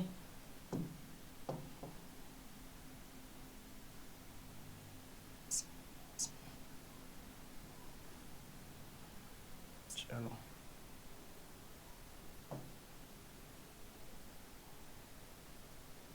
નેક્સ્ટ ક્વેશ્ચન આપેલો છે આપણને. શું છે નેક્સ્ટ ક્વેશ્ચન? મનુષ્યમાં ફલન થાય ત્યારે જ લિંગ નિશ્ચયન થાય છે. સાચી વાત છે. લિંગ નિશ્ચયન ફલન વખતે જ થઈ જાય. કેમ? કેમ કે ત્યારે જ તે નરનો માદાનો બંનેના જન્યુઓ ભેગા થઈ જાય. તો બંનેના જન્યુ ભેગા થઈ જાય એટલે લિંગ નિશ્ચયન ત્યારે ને ત્યારે થઈ જાય. માની લો કે નરનો વાય આવ્યો હોય, માદાનો એક્સ આવ્યો હોય તો લિંગ નિશ્ચન થઈ ગયું કે આને આ જે બનશે એ છોકરો જ બનશે, આવું નક્કી થઈ ગયું. તો લિંગ નિશ્ચન ફલન વખતે જ થઈ જાય. જેવા અંડકોષ ને શુક્રકોષ ભેગા થાય ને એટલે તરત જ એનું લિંગ નક્કી થઈ જાય. કેમ કે એ બે પાસે તો ઇન્ફોર્મેશન હોય શું બનાવવાનું છે, છોકરો બનાવવાનું છે છોકરી બનાવવાનું છે, બરાબર છે, એટલે તરત જ થઈ જાય. સાચી વાત છે, સાચું છે, જો સાચું છે, બરાબર. આગળ એક વાક્યમાં જવાબ આપો. આનુવંશિકતાના અભ્યાસ માટે ના વ્યવસ્થિત પ્રયોગનો સૌ પ્રથમ કરનાર કોણ હતા? મેં તમને હમણાં જ કીધું, મેન્ડલે નોબેલ પારિતોષિક મેળવ્યો હતો અને એને વટાણાને સિલેક્ટ કર્યો હતો. વટાણા ઉપર બહુ બધા પ્રયોગ કર્યા. આનુવંશિકતાના સિદ્ધાંતને વ્યવસ્થિત રીતે જો રજૂ કર્યું હોય ને તો એ મેન્ડેલિફને જ ફાળો જાય છે. બહુ મસ્ત રજૂઆત આપીને એના આધારે તમે ઘણા બધા લક્ષણો સમજી શકો છો. અને ક્યારેક ટાઈમ રહેશે ને તો તમને હું ક્લિયર કટ લક્ષણ કઈ રીતે સંતતિમાં ઉતરી આવે ને એ વ્યવસ્થિત સમજાવીશ, બરાબર. તો જોડાયેલા રહેજો આપણી ઓશિયન કોચિંગ એકેડમીમાં. હજી 2 માર્ક્સના 3 માર્ક્સના 4 માર્ક્સના આઈએમપી ક્વેશ્ચનો કરાવવાના છે અને એમાં મિસ ન થઈ જાય અને બોર્ડમાં ગેરંટી પૂછાય એવા પ્રશ્નોને આપણે વ્યવસ્થિત સરળતાથી સમજીશું. આગળ તો મેન્ડલ લક્ષણોનું એક પેઢીમાંથી બીજી પેઢીમાં સાતત્યને શું કહેવાય? અલા ભાઈ, લક્ષણ જેવા પિતૃના હોય એવા સંતતિમાં આવે શું કહેવાય? કેટલી વાર આપણે હમણાં જ ભણ્યા ને, એને શું કહેવાય? આનુવંશિકતા. આગળ મેન્ડેલે વટાણાના પ્રયોગમાં બીજી પેઢી દરમિયાન મળતા, બીજી પેઢી એટલે યાદ છે ને મેં તમને કીધું હતું આ T T T small T capital T small T small T small T. તો આમાં પ્રભાવી કોણ હશે? આ ત્રણેય ઊંચા હશે કે નહીં? 75%. આ કેમ ઊંચા છે? કેમ કે એની પાસે કેપિટલ ટી જનીન બેયમાં છે એટલે પ્રભાવી ટી હોય. કેપિટલ ટી છે ને પ્રભાવી હોય એટલે ઊંચા થાય. આની પાસે કેપિટલ ટી છે એટલે આ ઊંચો થાય. આની પાસે કેપિટલ ટી છે એટલે આ પણ ઊંચો થાય. પણ આની પાસે કેપિટલ ટી નથી એટલે આ ઊંચા થશે નહીં. એટલે આ લક્ષણ કેવું કહેવાય? પ્રચ્છન્ન. કેવું લક્ષણ કહેવાય? પ્રચ્છન્ન. જ્યારે આ લક્ષણ કેવું કહેવાય? કેપિટલ ટી વાળું પ્રભાવી. જે પ્રભાવી હોય એની અસર આવે. તો કેપિટલ ટી છે ને એ ઊંચાપણાનું લક્ષણ છે, માટે ઊંચા છોડ પેદા થશે. સમજાય છે? આગળ તો જો આ બધા પ્રભાવી છે, કેપિટલ ટી છે, આ પ્રચ્છન્ન છે. આગળ વટાણાના ઊંચા અને નીચા છોડ વચ્ચે સંકરણ કરવામાં આવે છે એટલે આપણે પહેલાં જ જોયું ટી ટી સ્મોલ ટી વચ્ચે સંકરણ કરવામાં આવે તો બધા છોડવા આપણને કેવા મળતા હતા? બધા છોડવામાં ઊંચાપણું દેખાતું હતું કે નહીં? રીઝન શું હતું? આ પ્રભાવી છે, એનું ઈ જ પૂછ્યું છે. જો કારણ કે ઊંચાપણાનું લક્ષણ કેપિટલ ટી પ્રભાવી છે વિદ્યાર્થી મિત્રો, એનું એ જ કીધેલું છે, બરાબર છે. આગળ જો મેન્ડેલ વાળું જ બધું આપેલું છે અને આ ચેપ્ટર ખાસ કરીને કરવું પડશે. રીઝન એ છે કે આ ચેપ્ટરમાંથી જ 3 માર્ક્સના MCQ ખાલી જગ્યા ગમે તે પૂછાશે, એમાં કોઈ ઓપ્શન નહીં મળે. બીજા બધા ચેપ્ટરમાં ઓપ્શન મળશે કેમ કે આ ચેપ્ટર ખાલી 3 માર્ક્સનું જ છે ને એ તે 3 માર્ક્સના 1 માર્ક્સનું જ પૂછાય જ બધું. એટલે ખાસ કરીને કરવું પડશે, 1 માર્ક્સ માટે જ ખાલી કરવું પડશે આ, બરાબર. આગળ આપણે જોઈએ છીએ હવે પર્યાવરણીય વિજ્ઞાન. તો આમાં નામ ખાલી ઊંધું લખાઈ ગયું છે, બાકી છે આપણું કેટલામું? આ પર્યાવરણીય વિજ્ઞાન. ઉંદર કયા પ્રકારનું ઉપભોગી છે? ઉંદર રોટલી આપો કે અનાજ પણ ખાઈ જાય ને, અને બીજું ખાઈ જાય, કીડી બીડું નાનું કંઈક જંતુ મેળાવે ને તો એ પણ ખાઈ જાય. એટલે એને એવું બધું ખાતા હોય ને કેવા કહેવાય? તૃણાહારી. ઘાસ તો ન ખાય. માંસાહારી. ખાલી માંસે નથી ખાતો, વિઘટક નથી, એ થોડો સૂક્ષ્મજીવ છે. એ તો વધુ સર્વાહારી છે, બધું ખાય. આગળ નિવસન તંત્ર શું છે? તો નિવસન જો ઉર્જા, સૂર્યમાંથી ઉર્જા મળે પૃથ્વીને, એ ઉર્જા વૃક્ષોમાં જાય સૌથી પહેલાં, વનસ્પતિમાં, વનસ્પતિમાંથી તૃણાહારીમાં જાય, તૃણાહારીમાંથી ઉર્જા માંસાહારીમાં જાય, માંસાહારી મરી જાય ત્યારે એનું જમીનમાં વિઘટન થાય, વિઘટકો વિઘટન કરે એટલે ઉર્જા જમીનમાં વહી ગઈ. તો જમીનમાંથી ઉર્જા જમીનમાંથી ઉર્જા પાછી સૂર્યમાં જાય છે તો કે નહીં? ઉર્જાનું વહન કેવું થયું કહેવાય? આમાં એક માર્ગીય. કેવું થયું કહેવાય? એક માર્ગીય, બરાબર છે. પણ હવે સાંભળો, આમાં જે પોષક તત્વો હોય સ્ટાર્ચ, એ સ્ટાર્ચ આમાં આવ્યું, અહીંયા ખાધું એટલે એમાંથી સ્ટાર્ચ આમાં આવ્યું માંસાહારીમાં, માંસાહારીમાંથી સ્ટાર્ચ વિઘટકોમાં આવી, વિઘટકોમાંથી જમીનમાં વળી ગઈ અને જમીનમાંથી એ પોષક તત્વોનો ઉપયોગ કરીને પાછું નવો છોડવો પેદા થશે. એટલે આ ચક્ર કહેવાય પાછું કોનું? દ્રવ્યના, પોષક દ્રવ્યનું ચક્ર, આ ચક્ર કહેવાય. અને ઉર્જાનું વહન પણ એક માર્ગીય છે એટલે ઓપ્શન આપણો ડી છે ભાઈ. ફરી એકવાર સમજાવું છું, ખબર ના પડી હોય તો વિદ્યાર્થી મિત્રો જો, સૂર્યમાંથી ઉર્જા આવે તૃણાહારીમાં, ઉત્પાદકોમાં, ઉત્પાદકોમાંથી તૃણાહારી, તૃણાહારીમાંથી માંસાહારીમાં, માંસાહારીમાંથી વિઘટકોમાં, વિઘટકોમાંથી જમીનમાં આવશે સૂર્યની ઉર્જા. જે જમીનમાં ઉર્જા આવી ગઈ સૂર્યની એ પાછી સૂર્યમાં જઈ શકશે તો કે નહીં. એટલે ઉર્જાનું વહન કેવું થયું? એક માર્ગીય. પોષક દ્રવ્યો વનસ્પતિમાં હશે, હા, તો એ તૃણાહારીમાં જશે, તૃણાહારીમાંથી માંસાહારીમાં જશે, માંસાહારીમાંથી વિઘટકોમાં જશે, અને વિઘટકોમાંથી જમીનમાં ભળી જશે. અને એને એ પોષક તત્વો વાપરી અને નવું જે તમે બીજ નાખશો તો એ પોતાની વૃદ્ધિ કરીને વનસ્પતિ બનશે. તો એ ચક્ર કહેવાય, એટલે પોષક તત્વોનું ચક્ર કહેવાય. હવે આશા રાખું છું સમજાણું હશે. આગળ હમું છે વિદ્યાર્થીઓ ઉપર આશા રાખી શકાય, કેમ કે બધાના મગજ સરખા ન હોય ને, અલગ અલગ કેપેસિટી હોય બધાની. ચાલો આગળ. Okay, 1 minute.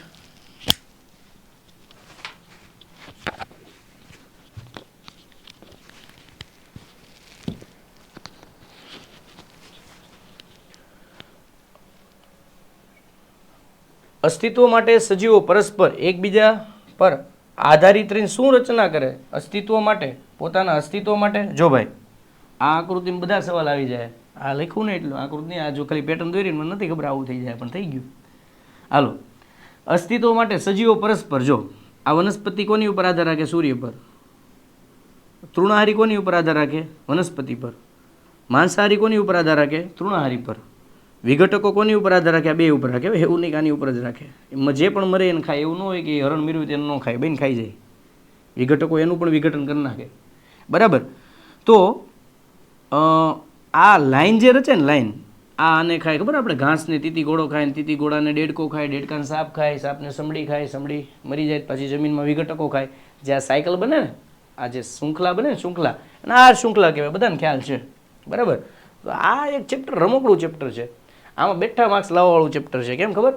આમાં તમારે કંઈ લોજિકવાળું વિચારવાનું નથી, ખાલી ફેક્ચ્યુઅલ ડેટા યાદ રાખવાના છે. આમાં કંઈ લોજિકવાળું છે જ નહીં, લોજિક નથી આવતું, આમાં યાદ રાખવાના છે. અને એ તે ખાલી નિવસન તંત્ર આવડે, આહાર શૃંખલા આવે, પોષક સ્તર આવડે, ઉર્જાનું વહન આવડે, વિશાલન આવડે, ઓઝોન સ્તર આવડે, ને કચરાનો કેમ નિકાલ કરવો, ચેપ્ટર પૂરું. અને ચેપ્ટર પાછું મહત્વપૂર્ણ છે વિદ્યાર્થી મિત્રો, મિસ નહીં કરતા. માર્ક્સ લેવા માટે મસ્ત ચેપ્ટર છે, 10 માર્ક્સનું ચેપ્ટર છે, બરાબર છે.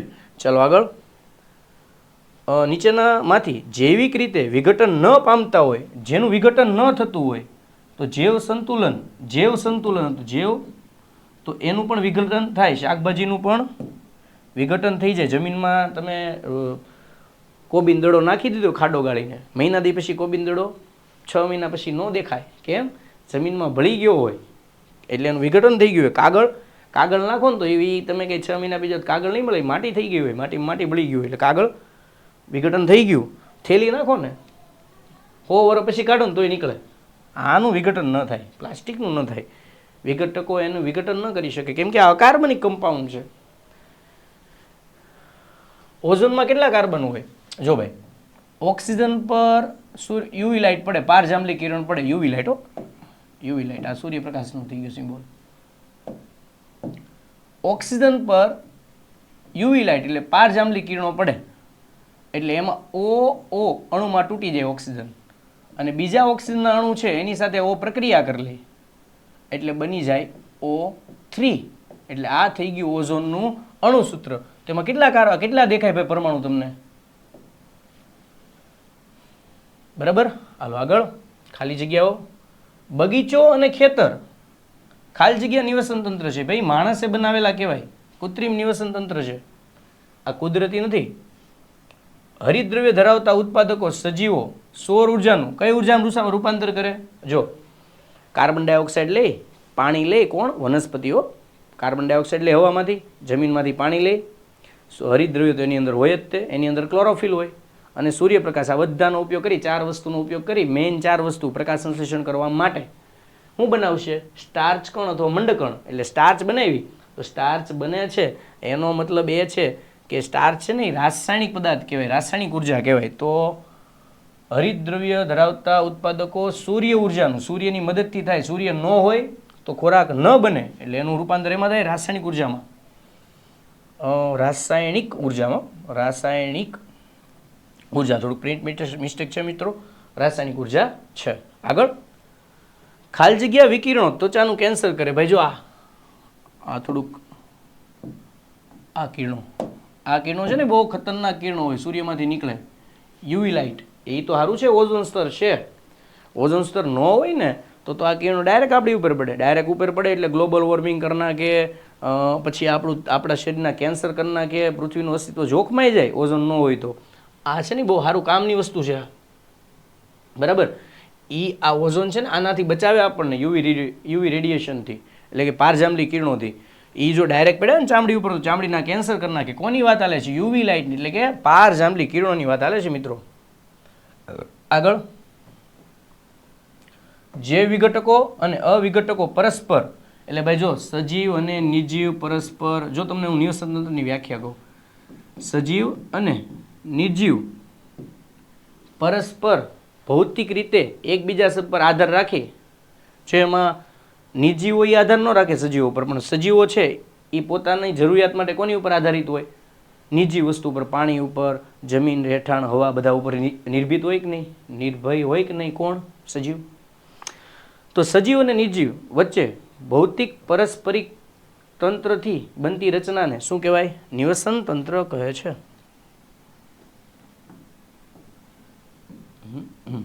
નિવસન તંત્ર કહે છે. એટલે કે જૈવિક ઘટકો અને અજૈવિક ઘટકોની પરસ્પર આંતરક્રિયાને નિવસન તંત્ર કહે છે. નિવસન તંત્ર બને છે, રચાય છે.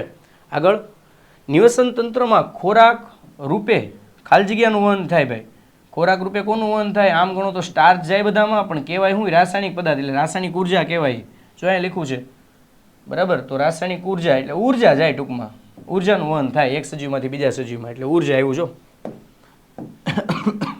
શું એવું વિદ્યાર્થી મિત્રો? ઉર્જા. આગળ, પૃથ્વી પરના નિવસન તંત્રમાં ઉર્જાનો સ્ત્રોત સૂર્ય છે. તો કે સાચી વાત છે ભાઈ, સૂર્ય છે તો વનસ્પતિ પ્રકાશ સંશ્લેષણ કરી શકે છે. વનસ્પતિ છે તો તૃણાહારી છે, અને તૃણાહારી છે તો માંસાહારી છે.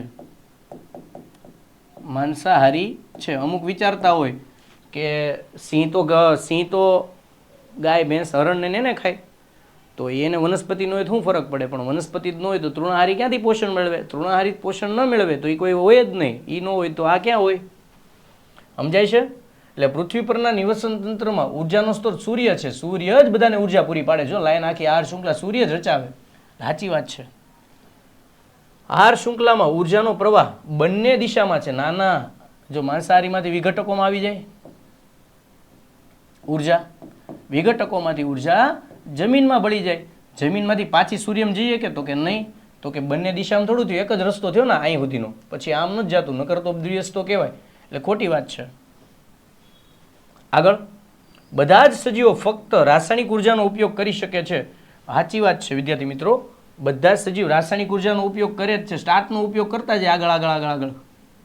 સમજાય છે? આગળ આપણે ઓલી લાઈનમાં સમજાવેલું છે.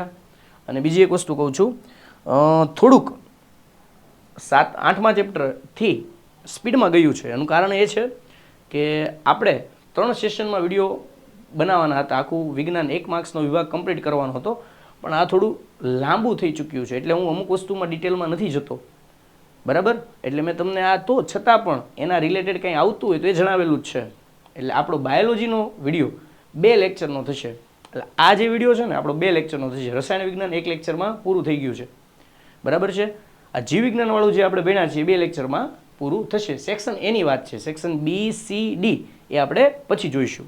આગળ, કાર્બનિક દ્રવ્યોનું વિઘટન કરતા સૂક્ષ્મજીવો, ઉત્પાદકો, પોષક સ્તર. જો ભાઈ તમને એવું કીધું, સાંભળો. સૌથી પહેલા કોણ આવે?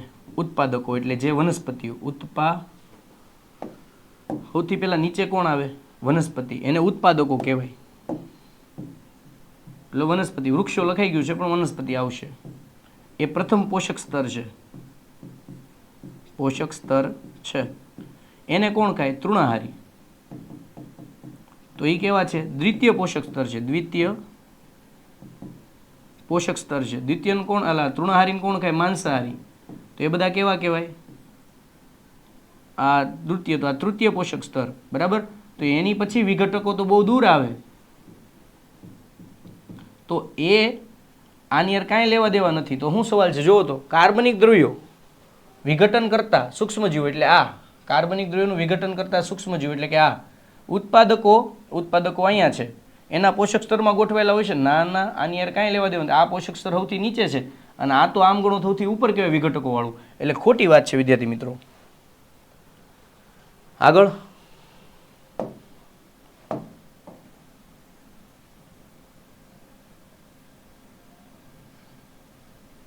CFC નું પૂરું નામ, CFC નું પૂરું નામ વિદ્યાર્થી મિત્રો છે ક્લોરોફ્લોરોકાર્બન્સ. ક્લોરોફ્લોરોકાર્બન. અને આનો એક અણુ છે ને, એક અણુ આ ફ્રીજમાંથી ને એસીમાંથી નીકળે અને એટલો ઘાતક છે વિદ્યાર્થી મિત્રો, તમને જાણી નવાઈ લાગશે કે CFC નો એક અણુ હોય ને, એક અણુ એ આપણો ઓલો જે ઓઝોન બહુ કામનો છે કે નહીં, એના 1 લાખ અણુને તોડી નાખે. 1 લાખ અણુને તોડી નાખે. કોણ? CFC નો એક અણુ. CFC નો એક અણુ કોના? ઓઝોનના 1 લાખ અણુને તોડી નાખે. એટલો ખતરનાક છે. તો માની લો આના 1 લાખ અણુ હોય તો કેટલા અણુ તૂટી જાય ઓઝોનના? એટલે ઓઝોનના સ્તરમાં ગાબડું પડ્યું હતું, બરાબર. તો એ આ બધા કેમિકલ્સના કારણે બન્યું હતું. એટલે ક્લોરોફ્લોરોકાર્બન્સ એસીમાંથી ફ્રીઝમાંથી નીકળે, યાદ રાખવાનું, બરાબર છે. બીજું HFC છે, હાઇડ્રોફ્લોરોકાર્બન, એ પણ ઘાતક છે, બરાબર. એ પણ ઓઝોનના સ્તરને તોડે, એ પણ નુકસાનકારક છે. ઓકે, તો ક્લોરોફ્લોરોકાર્બન્સ એનું પૂરું નામ છે.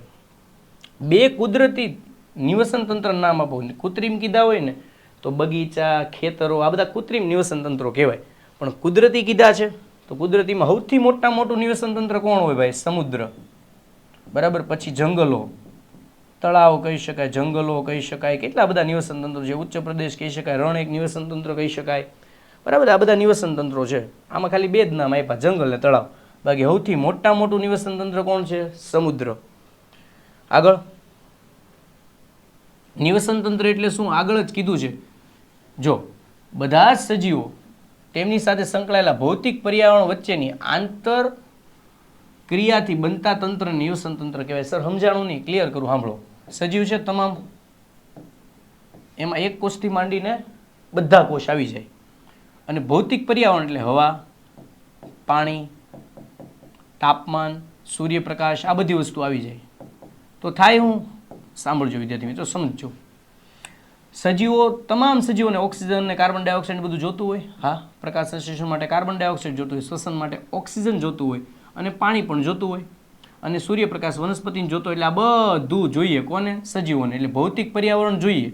તો આની વચ્ચે બધી સંબંધ છે કે નહીં? એમની વચ્ચેના સંબંધને શું કહેવાય છે? નિવસન તંત્ર કહે છે. સમજાય છે? આગળ આર શૃંખલામાં વિવિધ ચરણને શું કહેવાય? અહીંયા કંઈક લખ્યું હોય, જો કાઢ્યું હોય બતાવું તમને, હમણાં જ લખેલું છે, નહીં બહુ આઘું લાગે છે એટલે રહેવા દઈએ. તમને આવું કંઈક સમજાવેલું છે હમણાં જ. ઉત્પાદકો છે એ કયું પોષક સ્તર કહેવાય? પ્રથમ પોષક સ્તર. એમાંથી કોણ પોષણ મેળવે? તૃણાહારી. તો એ કેવું પોષક સ્તર કહેવાય? દ્વિતીય પોષક સ્તર. એમાંથી કોણ પોષણ મેળવે? માંસાહારી. તો એ કેટલામાં પોષક સ્તર કહેવાય? તૃતીય પોષક સ્તર. આ પ્રથમ, દ્વિતીય, તૃતીય. તો તમને શું કીધું? આહાર શૃંખલાના વિવિધ ચરણને શું કહેવાય? આ બધા જે ચરણ છે ને આહાર શૃંખલાના, વનસ્પતિમાંથી તૃણાહારી પોષણ મેળવે, તૃણાહારીમાંથી માંસાહારી મેળવે, એને શું કહેવાય? આહાર શૃંખલા. અને એના ચરણોને શું કહેવાય? પોષક સ્તરો. આગળ. Okay, thank you for thank you કોના માટે? તો કે આ બધા જે તમે પ્રશ્નો જોયા છે એ બધા તમારી પરીક્ષા માટે ખૂબ IMP છે. અને મેં તમને એ પ્રશ્ન ઉપરાંત જે પ્રશ્નો એના રિલેટેડ પૂછાઈ શકે એવા બધા ક્વેશ્ચન સોલ્વ કરાવવાની ટ્રાય કરી છે. તો પ્લીઝ વધુમાં વધુ લોકો સુધી વિડીયો શેર કરજો. અને આપણી ઓશિયન કોચિંગ એકેડમીને ફોલો, સબસ્ક્રાઈબ કરવાનું બાકી હોય તો કરી નાખજો. અને બીજું કે આપણે આ સિરીઝને હજી આગળ વધારવાના છીએ. હવે આપણે ભૌતિક વિજ્ઞાન તરફ જવાના છીએ. અને એમાંથી કેવા ક્વેશ્ચન બની શકે, એમાં 1 માર્ક્સના કેવા બોર્ડવાળા પ્રશ્નો પૂછી શકે, એના વિશે તમને નેક્સ્ટ લેક્ચરમાં વાત કરીશું. Thank you.